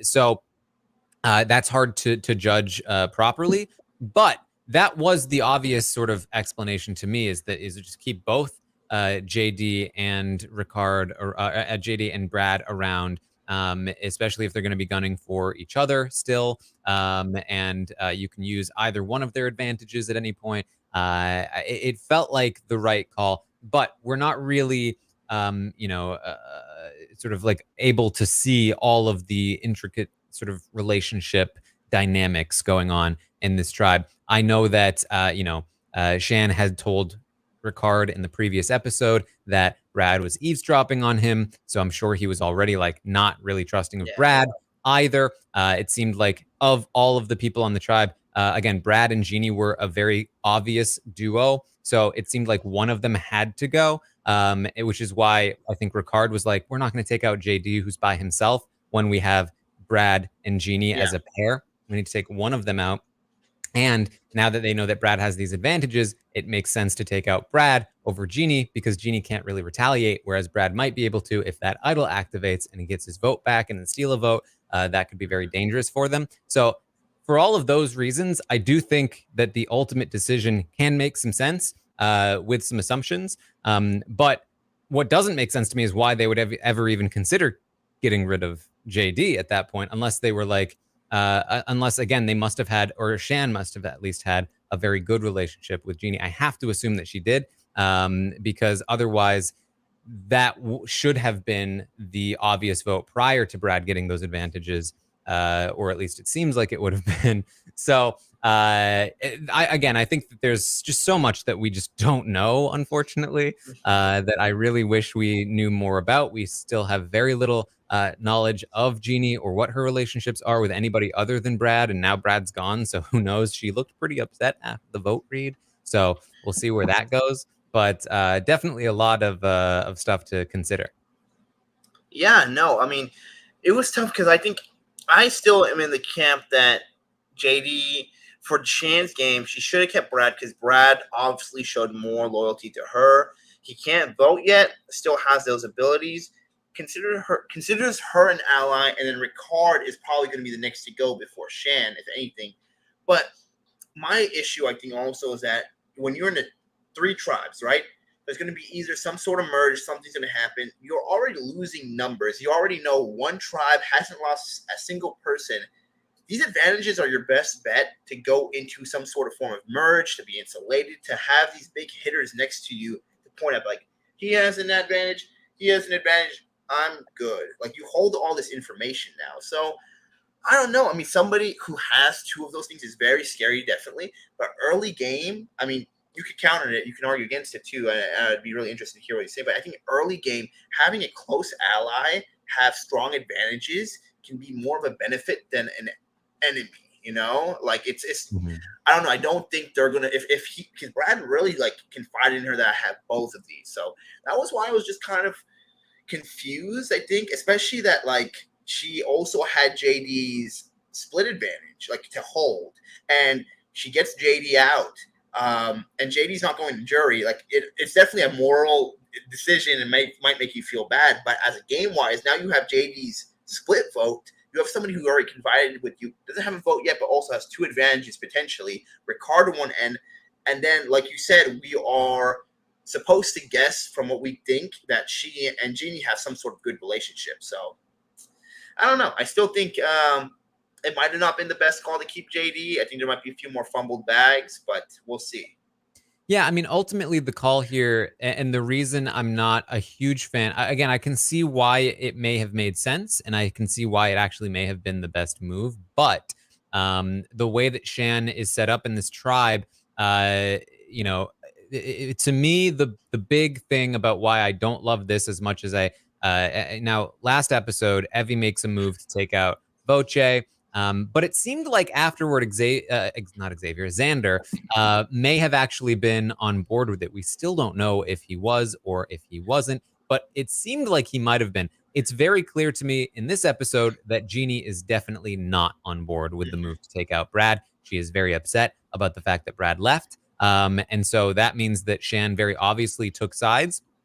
And considering that Brad and Genie were relying on Shan to vote with them, we know that they are probably going to, or Genie at least, is probably going to be upset, particularly with Shan. And I think we'll probably have a lot of trouble trusting Shan in the game moving forward. And that's not the best place to be here, especially because Brad just had a chance to talk to 2 other members in different tribes. And in his exit interviews, he did mention that he was in a situation where it was 2v2 essentially, and that he was trying to win a third person over. And that kind of singles Shan out potentially as that swing vote. And it shows where she might have gone as soon as Genie, if Genie has the chance to talk to other people in a swap or a merge. I think she's going to tell the story of what happened here, that Shan managed to pull them in and then swindle them. So even though Shan was in this power position, she then had to make this tough call and potentially piss somebody off. And now if I'm Shan, genuinely, if Genie is pissed and I can't damage control properly, I'm gonna throw this competition so that I can get rid of Genie next, because I don't want her coming to a swap or a merge, talking about my secrets, telling people I'm not loyal. So that is a potential pitfall here for Shan. Great position for her to be in, but having your tribe lose and forcing your hand to be revealed, even if you had a good one, is never a good thing for you in this game. And I'm already kind of talking about what I'm going to rate her here. But yeah, this was again, I don't necessarily think it was a bad move, but it was bad that it had to happen. And ideally, she's in a position where she can vote out Brad, and Jeannie's not upset about it. But it did not seem like that was the case. No.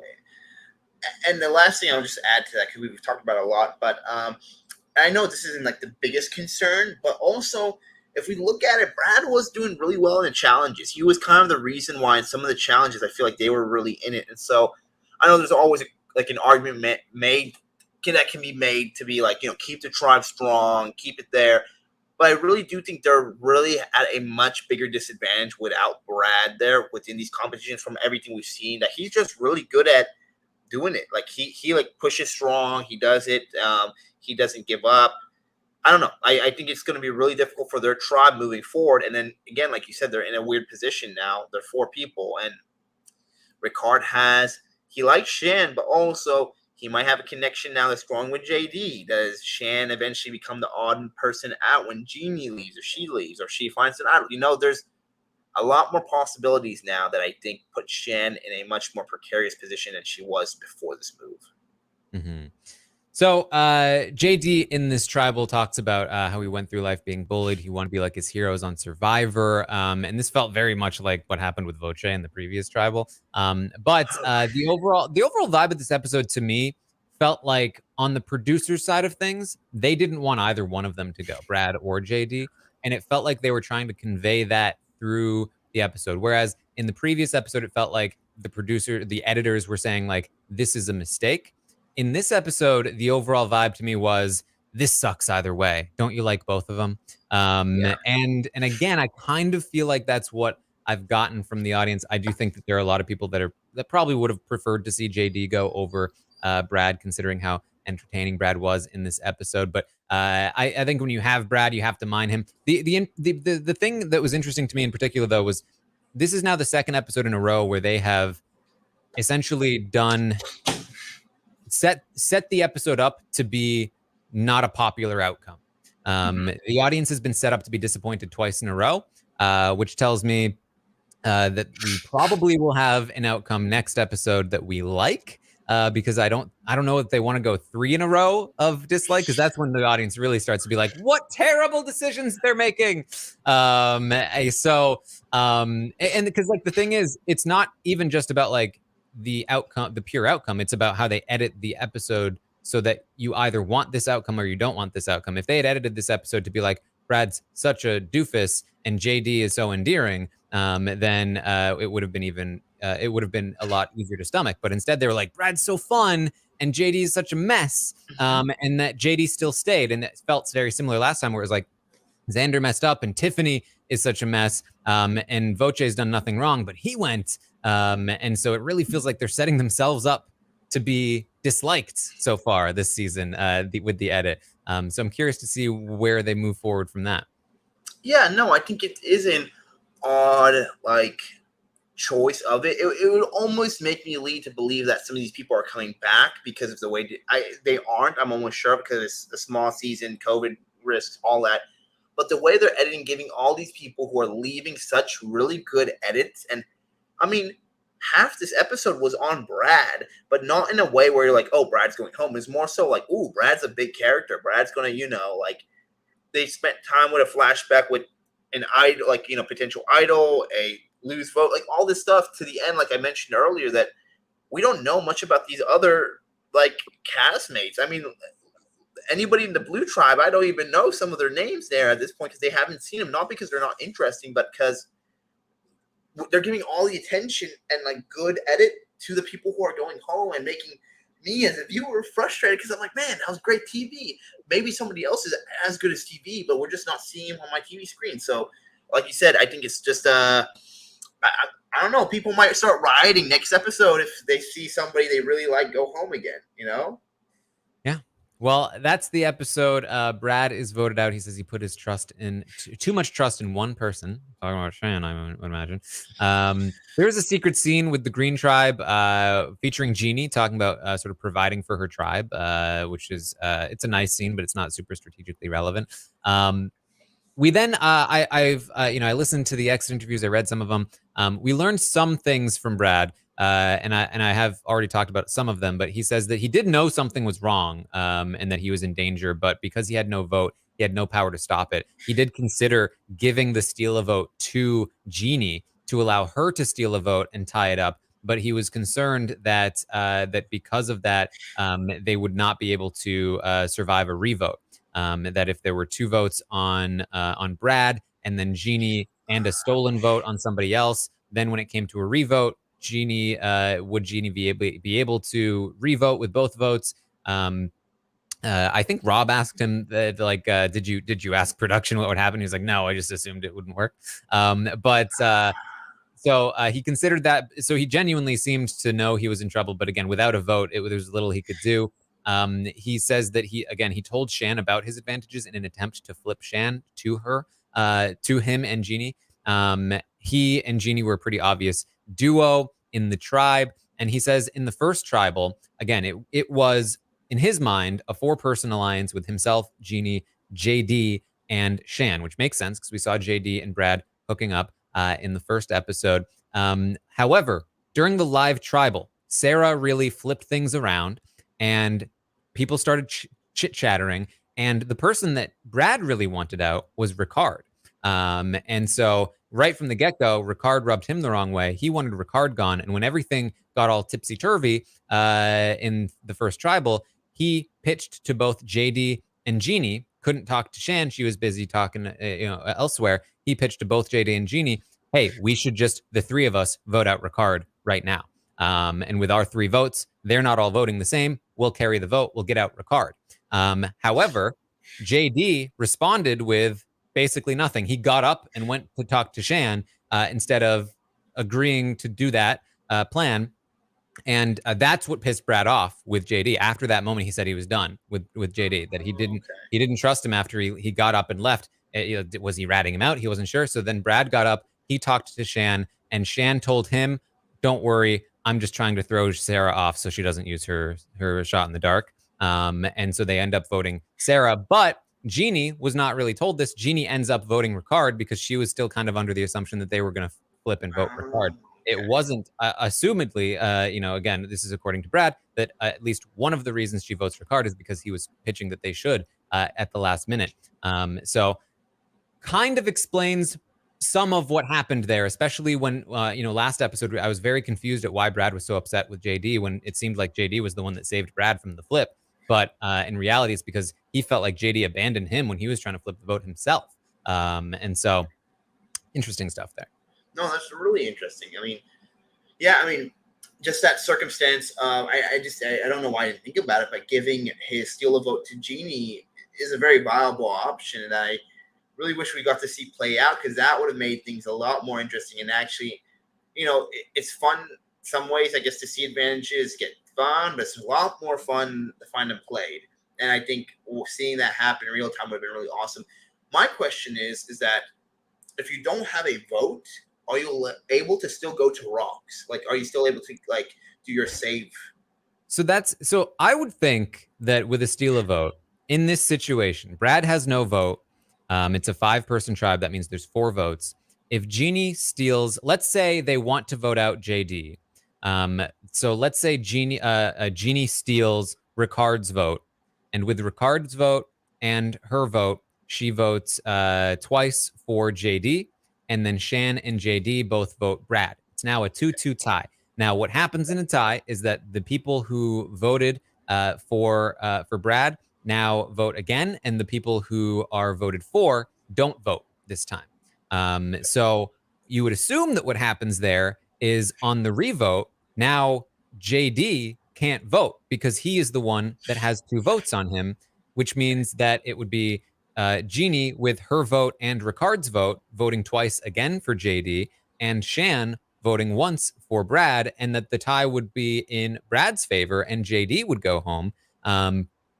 but we don't know if the steal a vote works on the revote. If the steal a vote only works on the initial vote and doesn't work on the revote, then it's Ricard and Shan who vote Brad, and only one vote from Jeannie for JD, which means that that Brad would go home. So it really depends on how that revote works. And then also, again, because Brad already can't vote, is it really fair that he doesn't vote on the that JD then all of a sudden loses his vote on the revote where Brad already didn't have a vote? There's a lot of weird things that happen here with the no votes and the steal of votes and the revotes. So the answer is I have no idea how it would work, but in all honesty, the way that I think it should work is that it should have worked out for the people who had the steal a vote. And I would have been very curious if I was in Brad's spot and I was thinking about having Jeannie steal a vote. I would have absolutely been all up on those producers, like, how does this work?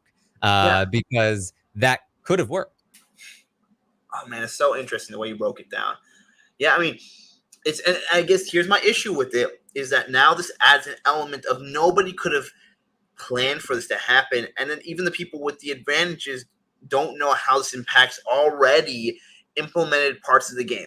A vote break, like going back to rocks, those are parts of the game that we know, love, have been in the game forever. Now this advantage changes all that, but we're not given the explanation of how it potentially could change it unless we test the feature out. My last question, I don't know if I asked it right the first time, but since Brad had no vote, was he able to, if he wanted to, go pick the rocks, that new thing that we can do? Like Jeff said, like if you take the rock, you're safe. So wouldn't he have gone to that automatically, or he should have done that? If you don't have a vote, you're not allowed to do the you're not allowed, okay. Shot in the dark. Yeah, I see. Okay, gotcha. Just wanted to clarify that. Okay, awesome. So, I guess the question now I have for you, Taran, what do you think happens to the advantage or the immunity? Yeah. The risk advantage, you know what I'm talking about, after Brad got voted out? I assume it's re-hidden at the green camp. And that if somebody else finds it, then they now have it and they will need to say the broccoli line. But the thing is, now that, they potentially know what it is, you kind of know not to open it.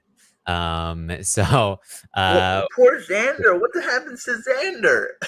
Xander just doesn't vote until merge. This is crazy. Oh, I feel so bad. Which is also a thing. Like, the thing is about keeping Xander last week is that even if Xander is still loyal to you and your tribe, if there is a swap and it's like, it's a 2-3 split or a 2-2 split. If you have Xander as your person with you from your tribe and he can't vote, now all of a sudden you're screwed by the fact that he can't vote. So it's a strange spot to be in. So, I mean, like, I guess he can play up the fact that, hey guys, I'm a non-entity at this point. I'm basically like, I can't do any harm. I can't vote. But at the same time, oh man, I am looking forward to and being really sad when Jeff is like, here is what tribe was it? Luvu? Was it Luvu? Luvu. They're back here without Brad. Brad's been our next voter out. And I just want to see, I want to see Xander's face when Jeff's like, yeah, Brad was voted out. And to see Xander, like, what's he like? Now it's 2 more weeks. I got to wait. Yeah, Xander's going to be like, today it was like crap hit the fan and the fan was made of crap. I love that one. I love your hot buttons. They're great. All right, let's rate these players.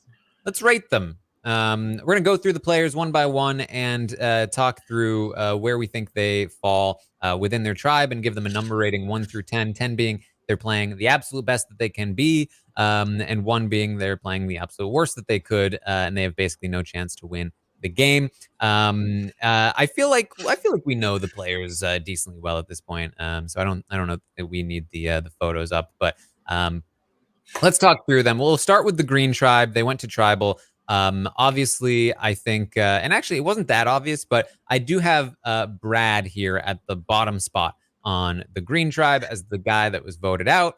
Now, I don't think it was really that much of his fault that he got voted out. I mean, he really did get screwed by these twists. So, like, if he does have his vote, then and he's able to steal a vote, if he hadn't found that second advantage and lost his vote, but he did get the first one and he had that steal a vote, then he's set. He wins. He can't be voted out. So it's genuinely the fact that he didn't get his vote, that he lost his vote, that he ends up voted out here. Otherwise, he would have been fine. And it did seem like it was a bit of a choice here. He almost manages to flip Shan. But ultimately, it is still his fault that Shan wanted to side with JD and Ricard over him and Jeannie.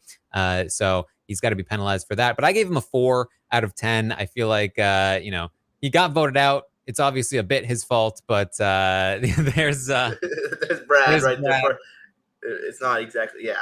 If the one who just got, I'll put them. I haven't pulled out because I'm really bad with names. I knew Brad, but Well, there you you give go. him a 4. I gave him a 4, yeah. Here's the thing: I really think he was a victim of these disadvantages. I'm going to call them, because I really think he was one of the most exciting pre-merge players we've had for a long time. And if he didn't have that disadvantage, I really do think he could have made things swing for him. And he was just such a fun character. And I know that doesn't really matter in the terms of rating, but yeah, I think he is. I really am going to give him a 5. I think because I think he went out on a disadvantage. I don't think he's worse than a lot of mediocre players we've seen. I think given a chance, he could be better. I don't know. Maybe I'm being a little generous. So, I mean, I gave him a 3 last week. I'm giving him a better rating having been voted out than I gave him the previous week. But that's because I think that he showed more promise in this episode than he had in either of the previous ones. And I think that unfortunately some of that promise ends up getting him voted out this week, and he wasn't able to do anything because of finding those things. But that's where he stands. Next up in the tribe here, I actually put Jeannie.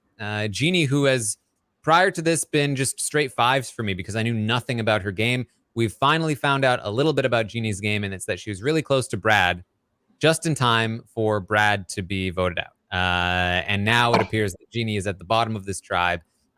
So that's not great for Jeannie. And so I gave her a 4 as well. But just overall, just not great. Yeah, I agree. I probably just at this point a 3, just because there's not much agency she's had in this game. She was on the blind side of this. She is. The fact that she wasn't included is a good point. Yeah. And so I think 3 is probably where I would give her that. All Hopefully right. it goes up. Yes. Well, above Jeannie for me, I put JD. Also at a 4. Three 4s in a row here for me. JD I had at a 4 last week, and I do think that his position in the game seems a little bit better in the sense that he is solidly in with Shan and maybe Ricard. But I mean, his position does not seem super solid at this point. I mean, he's given up his vote advantage. I assume he's going to get it back. But who knows? I know the preview is like, previews are like, ooh. Never trust the previews. No, you can't. But it's not looking great. I mean, this was a big mistake to let it get revealed. The fact that he was even an option this week just does not speak well of his game. I think the only reason I am above a 3 for JD and above Brad and Jeannie is that he seems like he's going to be safer than Jeannie in the following tribal, and that he should probably make a swap or merge where he'll have a chance to reintegrate. And he does seem like should be good at challenges. I mean, those layups were not great. As long as they're not jump balls or free throws or anything near that. I don't know. I'm hovering between a 3 and 4. I think he's in a better position than Jeannie but I don't think it's out of his gameplay. And I like JD. I think JD's a really cool guy. I just think that my issue with him is that he got himself in the positions from his own actions. Mm-hmm. And that's what frustrates me, is that from the crap fan, we don't know exactly, but showing his own idol to really I just feel like he didn't do anything to convince. Well, we saw Shan or Ricard that he should be to them, versus them realizing all right, this is better for our game from their own point of view, which I still disagree with. So I think he really lucked out here, but I do think that he's going to be able to move forward and probably find a better way to merge within the game. So probably a 4, like you said, Taran. But still hover between a 3 and 4. Yes. All right. So after JD, I gave I had Ricard, of course, here in the second place overall on the tribe, mostly because he seems the tightest with Shan, who is obviously still the power player. Even if JD somehow jumped ship and tried to go with Genie to take out Ricard or something like that, it would still be 2-2 at worst. And I guess if he got the extra vote back, he could make that work. But it doesn't seem like that's likely going to happen. And Ricard still seems pretty safe on the tribe overall. Now, he does not seem like the greatest player in the world. Just the fact that that Brad says that he was very skeptical of Ricard. I don't know that JD has a great relationship with Ricard. Obviously, Genie is not in a great spot with Ricard. That's not super promising that like 3 of the 5 people that you could bond with on your tribe are not a fan of you and you voted out one of the others. Like one of the only people that did like you on the tribe. Not great, but he did kind of get his way this round, keeping JD. It seemed like he was the voice that kept JD in this spot rather than keeping Brad, which would have been much worse for his game. So I give him some points for that. Overall, at a round of 5 for Ricard, but I'm still not super high on his overall position. I think you ranked him well. I think 5 is where I was looking at, like between a 4 and 5. I think a 5 for sure, or high 4, because Ricard, I think he was the driving force of this move we saw, and which I think was a bad move for Shan, but a good move for Ricard, like keeping JD versus Brad, somebody that he doesn't have like good relationships with.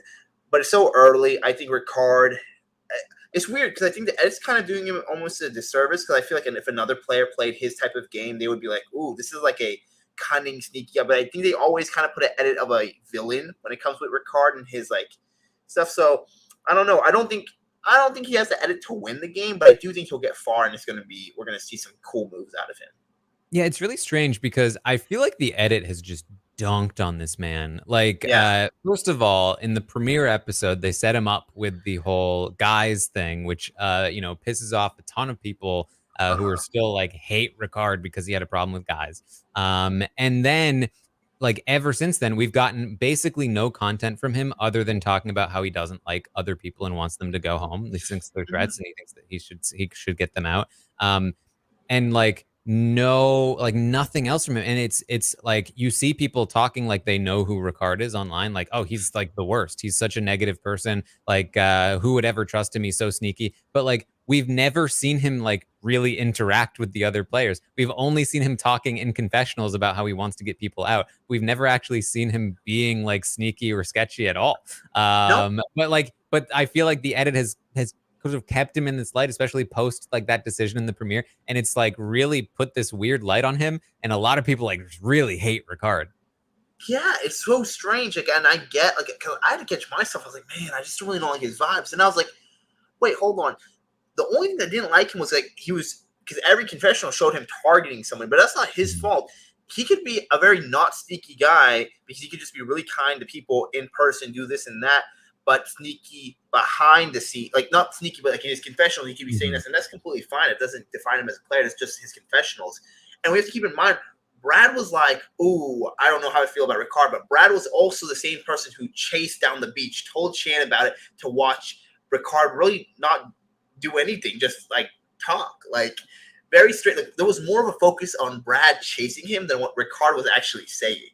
Yeah, and it didn't seem like he said anything bad. I will say, I think his interaction with Genie about like, at least you spelled my name right, did kind of indicate that. And again, we have heard from Brad that he wasn't really getting great vibes from Ricard. So it's very possible that Ricard is not giving the greatest vibes. But like, it's not like we've seen enough to like know for sure by any means, at least in my opinion.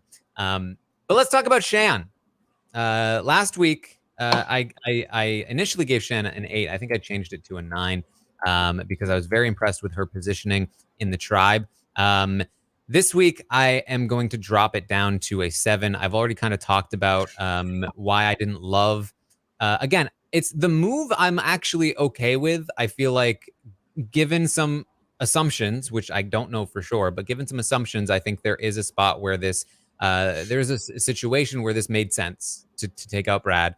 If you're going to take the shot at this, tight duo in the game, take the shot at Brad, who might be able to activate his idol soon, and then that could really spell bad things for you, especially because now he knows that you betrayed him. Makes sense to take out Brad over Genie in that spot, and then between Brad and JD, it kind of makes sense to take out Brad because he's tight with Genie, and JD doesn't really have anybody else, especially because Ricard doesn't really like him, and it keeps you in this prime position in the short term. In the long term, I'm not sure it was necessarily the right call to side with JD and Ricard over Brad and Genie, who seem like probably more reliable, straightforward, loyal players in general than JD, who, and I know this is sort of like the primary argument that a lot of people are using, but I don't think that's necessarily the case. Again, we know very little about these people. She probably has a better read than we do on that. So overall, I don't mind the move itself, but as I was saying, I don't love the fact that she had to make the move. The fact that her tribe lost is bad for her game, bad for her positioning overall. She is now down to 4 people on her tribe. She had to piss Genie off. She wasn't able to manage that, it seems. If she manages it next episode, then her rating will go up accordingly. But it seems like Genie's pissed off. And so because of that, I got to go with the 7 for Shan this week. She's my favorite player on the season so far, but I don't think this was her best episode. Yeah, no, it's tough. I feel bad because you keep saying the numbers that I'm thinking of. I'm between a 7 and an 8, maybe a high 7, because I think she is like one of the better players in this type of this cast, and especially in her tribe. And I think it speaks a lot of volumes when the decision she has to make here, she still like comes out looking good in some shape or form. It's just how good of a position she was beforehand, and I just was frustrated where she picked JD over Brad, because I think JD might be a little bit more of a liability going down the line versus Brad, who will always be a shield for her. I don't think she's ever going before Brad in that instant, but I think there's a chance that JD, he knows the game. He might do something. He can hide his like threat level maybe a little bit. So yeah, I think a 7 to 8.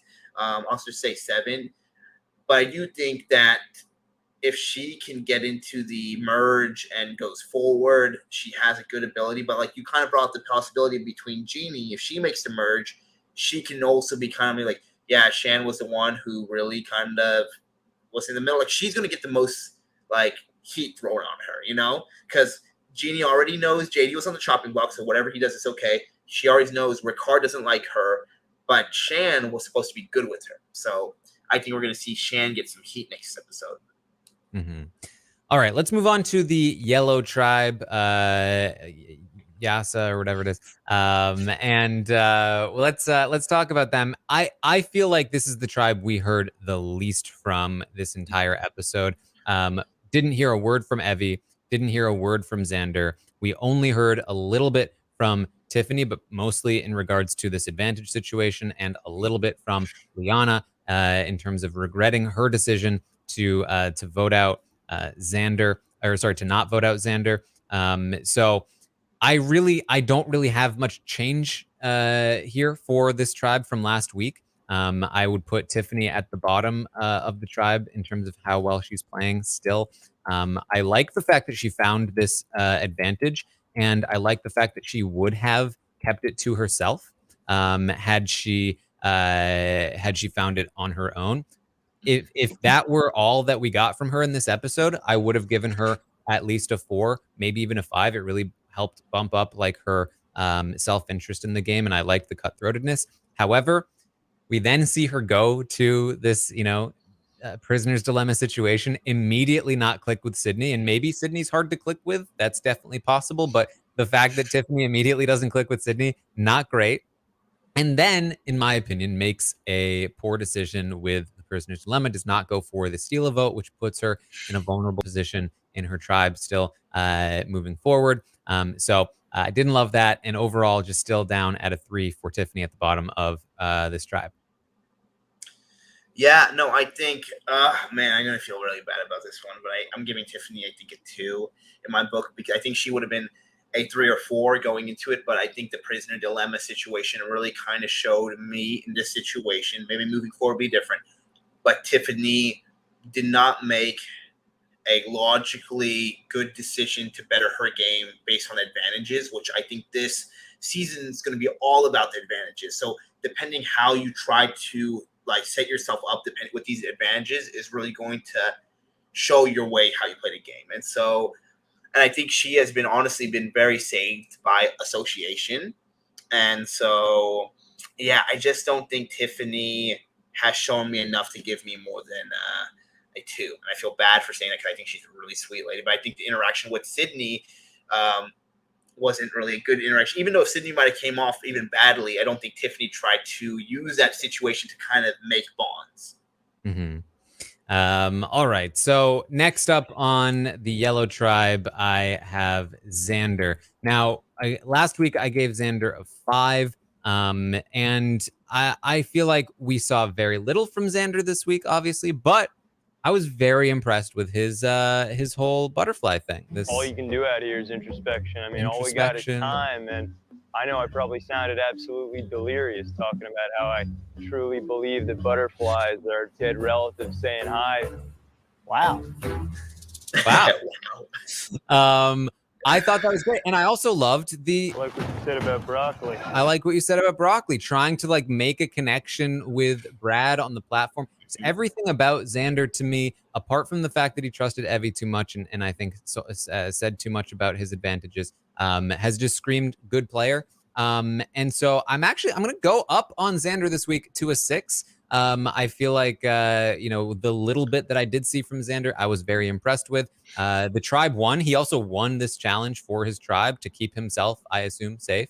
The fact that Brad gets voted out here and he continues to not have a vote is obviously not great. But he seems okay for now. And maybe I'll regret this movement when he gets voted out next episode. But I think he's a solid player in a decent position. I'm not sure that he is going to get voted out, even if they do lose another challenge.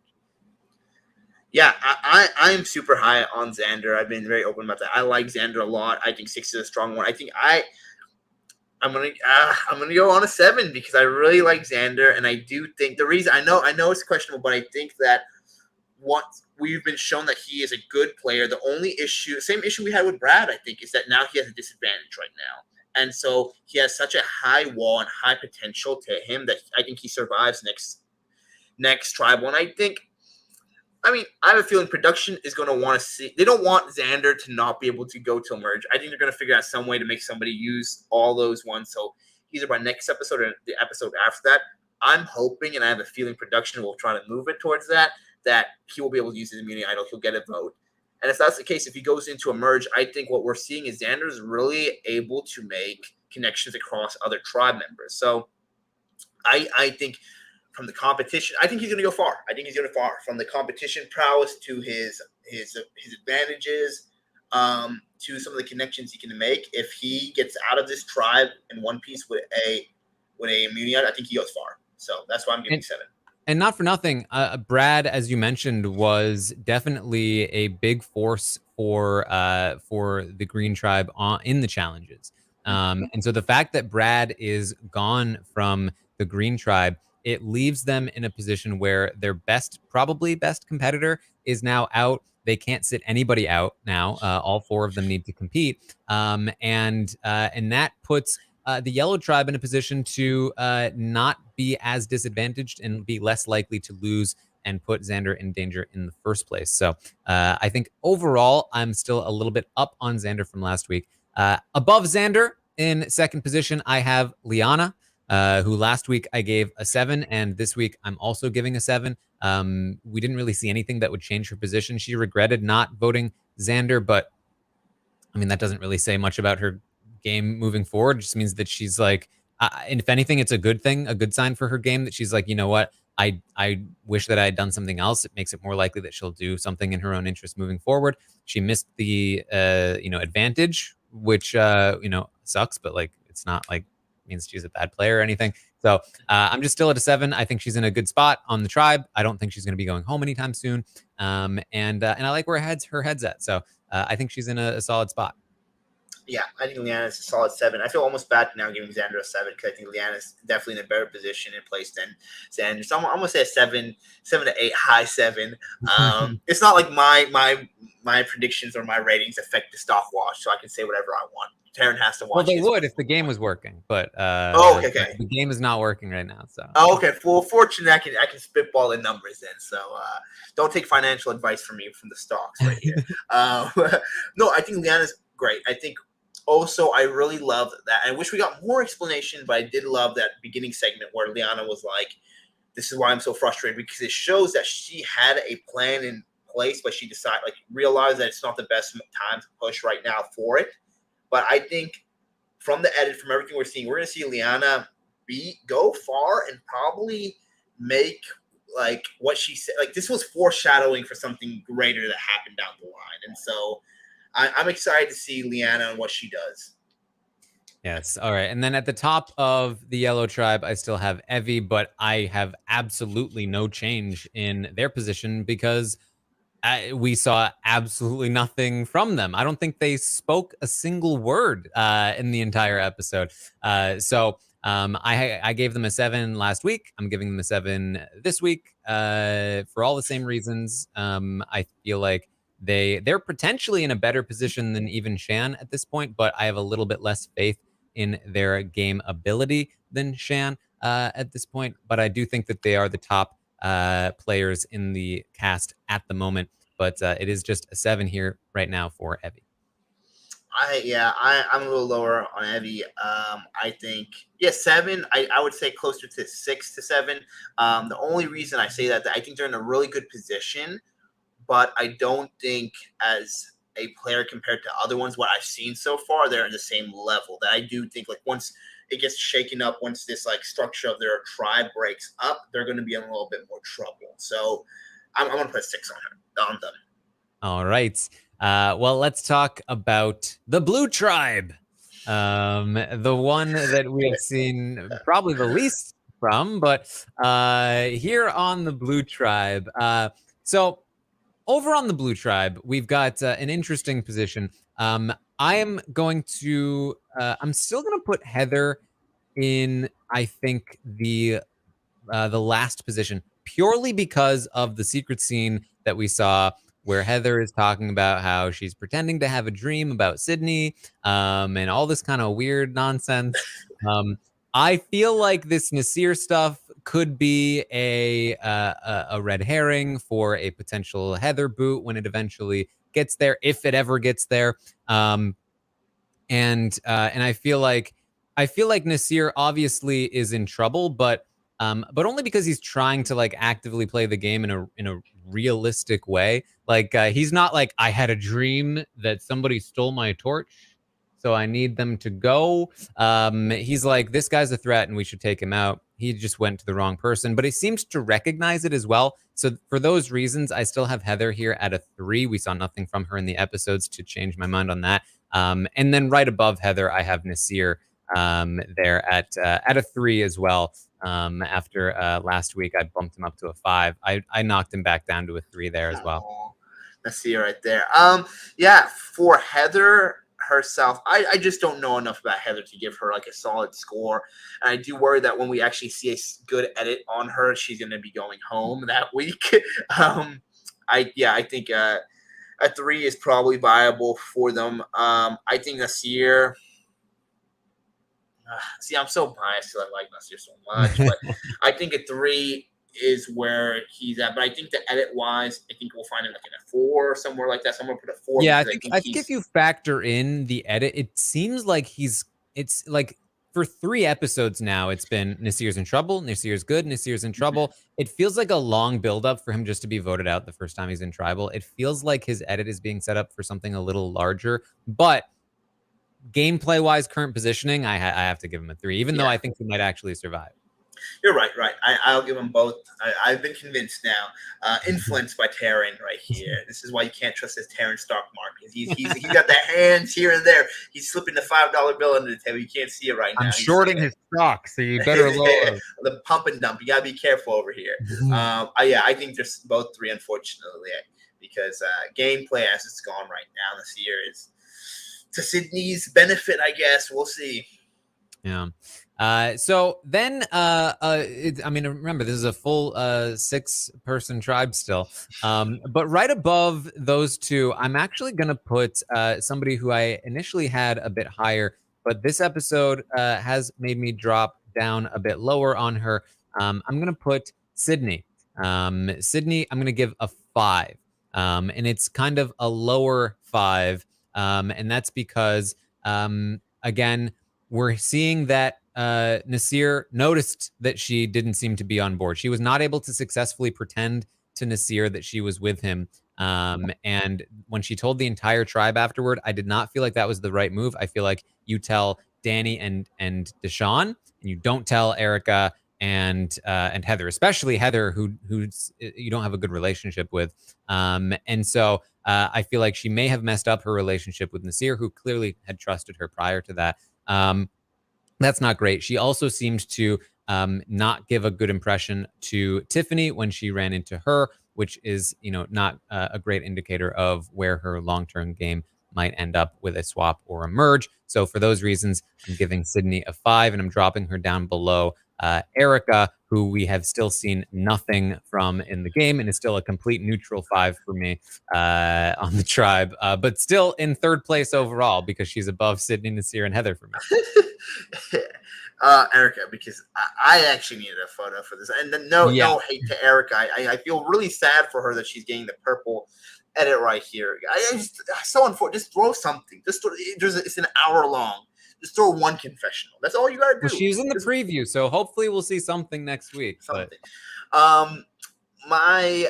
For Sydney herself, I'm gonna give a 6, just because I don't think I'm using the same logic as I use for Naseer. Even though I don't think it bodes well for her future, positional wise, she's in a good position, and I do think she's much more of a even though she rubbed Tiffany the wrong way, Sydney's a much more, it seems like, cautious player, and because of that, I can see her going for she is not going to risk it for the biscuit right now. She's not going to try to gain an advantage early on. She's really going to try to lay low, and she's trying to do just that. I do worry that she might stir up the pot just a little bit too much, where it might something might spill out and land on her. But I think she's a 6 because she is good position wise. She's a cautious player, and those are everything you want, I feel like, pre-merge to go into it. Erica, yeah, I mean, 5. I think I feel so sad. I think it's just a shame. We just don't nothing, and it's 3 episodes in. 1 episode, I get it. 2 episodes, 3rd episode, come on, give me something. Yeah.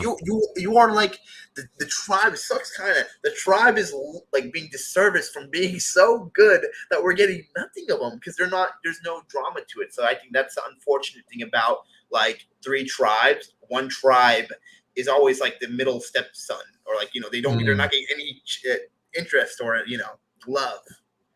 Yeah. Well, after that, of course, we have Danny and Deshaun. I still have, and we basically saw, again, almost nothing from them.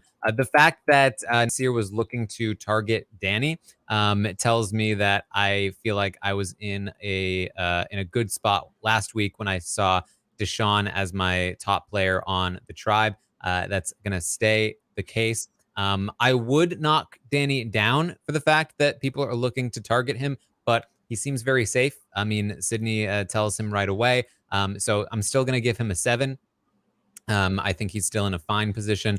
But overall, I do still have Deshaun above him. Where are you at with Danny? It's tough because we just haven't seen. I think Danny's in a really strong position. I'm really curious about the previews. Of course, you can't trust the previews, but there was a part where Danny's "Oh, you really want to go against me? You think you can take?" I was really excited. I'm "Oh, where is this just in the competition? Is that him a confessional?" But I think Danny, it's tough because I think he's going to be a target right when the merge. When we look at this cast, this is not a very big cast. Danny is the biggest man in there, and by big I mean this dude's strong. He was in the NFL, right? Correct me if I'm wrong. This is he stands out more than anybody. Than on most casts, I feel there's a few giants, people who are strong. That Danny's in an island of his own. So yeah, we're just gonna have to see. So I'm gonna give him a 7, like you said. I think he's really good. I think he has a really high possibility to go up, but threat level is super strong. What do you think about Deshaun. Yes. I do want to quickly say on Danny, I know that like not all football players are like the people that throw the ball.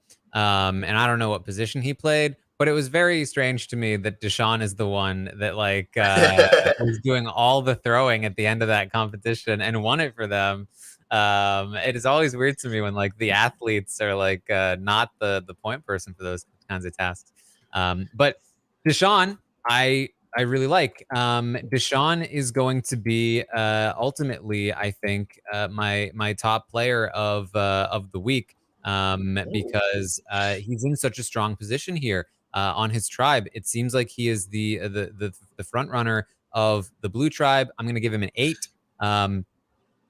Now, in the previous 2 weeks, it's been Shan who has been my top pick. But I do think this week was a bit of a low point for her. I think she's still probably, we've seen more of her. I think she's probably the better player. I think she's probably going to potentially find more success, at least, in the game. But I do think that Deshaun is in a really strong position. He has an extra vote. He's very well insulated in his tribe.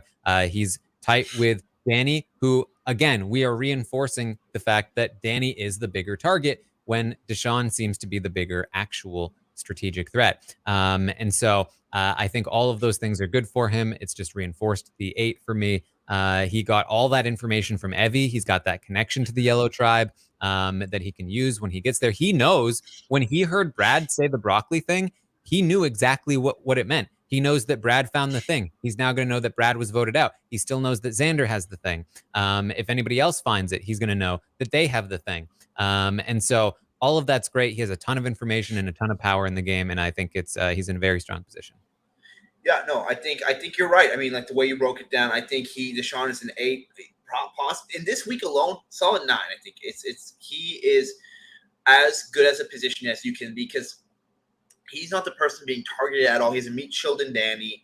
I think he almost kind of like laughs it off when he hears like Nasir being like, "Oh damn," because like he just knows how insulated he is. If he's in the only tribe of 6, can potentially go into the merge like that.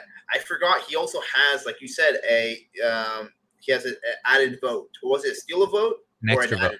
Extra vote. Extra vote, which is crazy. Connection to Evie right there on that tribe, but also the knowledge of how these immunity advantages work. So I think we haven't had like a like in a confessional about him, but I think he's going to eventually look for the immunity. He knows what it's about. So my only concern though is that he knows Brad has it. He knows Xander has it. So what happens in the between the time before they get voted out? If he actually knows where the immunity idol is, grabs it thinking he's going to use it or like get it, but then finds out Brad was voted out. So that's the only disadvantage I can see that he can deal with. But even then, I think he'll be able to hide it well enough. But I think he's in a great position. Yeah, this might be weird to say, but I think that I don't know how the swaps and the merges situation are going to work. But I think that Deshaun is in a position where if there's a swap to 2 tribes before a merge, I think that he is in the best position. I think that he is in a very strong position because in a merged or in a swapped tribe where he's got probably let's say there's been 4 people voted out so far from 18 to start, so there's 14 people left in the game. If we do a swap to 2 tribes, even let's say next episode there's a swap to 2 tribes, which doesn't seem to be the case. I mean, they were talking about blue tribe throwing the immunity, so it doesn't seem particularly likely that there's actually going to be a swap there. But let's say there was a swap to 7. That would not be the greatest, but if there's a swap at 12, it's going to be 6 and 6, which means he's almost he's in a spot where he likely will either have a majority or at least a 3-3 split, and he has an extra vote. And there's no reason for your tribe to not stay loyal to you when you have the numbers. That'd be great. If it goes to a merge situation, and they stick in these 6-person tribes all the way until the merge, then he may have a problem where now the other 2 tribes will gang up on his tribe, and then you have players like Nasir jumping ship, and all of a sudden you're one of the big targets on that side, that's going to be much worse. So I think that a player like Deshaun in the spot that he's in right now should actually hope for a swap rather than going straight to a merge. So that will be interesting to pay attention to as well. No, I agree. I think it's gonna be really interesting. I think that's the level we're seeing. The comfortability Deshaun is in this position that we know that now we have to look into a swap or a merge to see when he'll be in danger. Like that's how insulated he is versus every other great player in the season. Evie, Sean, all these people still have a potential of maybe going home before their tribe, goes away. I mean, they might be decimated if they keep losing. That's not going to happen to his tribe. So really interesting to watch, and he's an eye to keep on. I think fun cast. I think the advantages we can argue might be an interesting addition. The island of advantages, I call it, this season.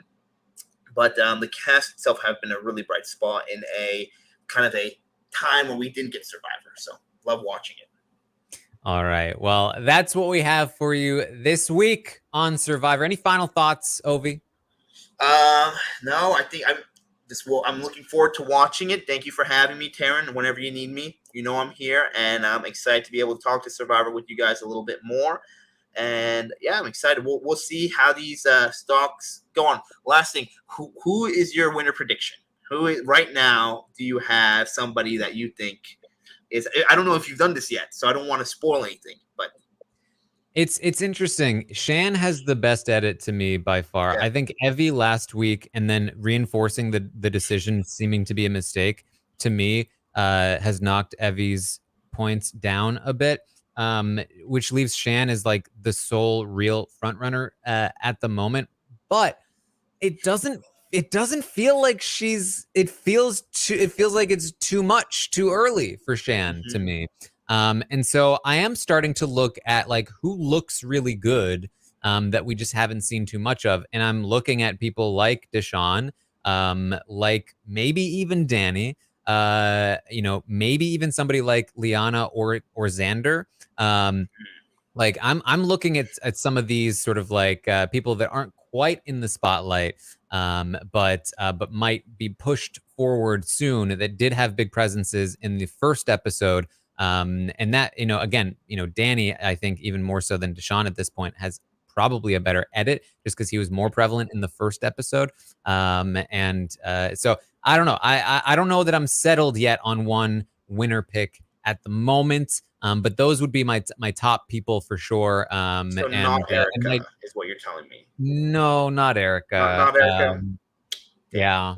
Strategically, I would have the most faith in Shan to maneuver, but I would also have a lot of. I just haven't seen enough of Deshaun to know for sure. Even though we're rating on like a different scale here, where we don't have all the information. But strategically, I'd put my money on Shan. She just seems like the most talented player so far.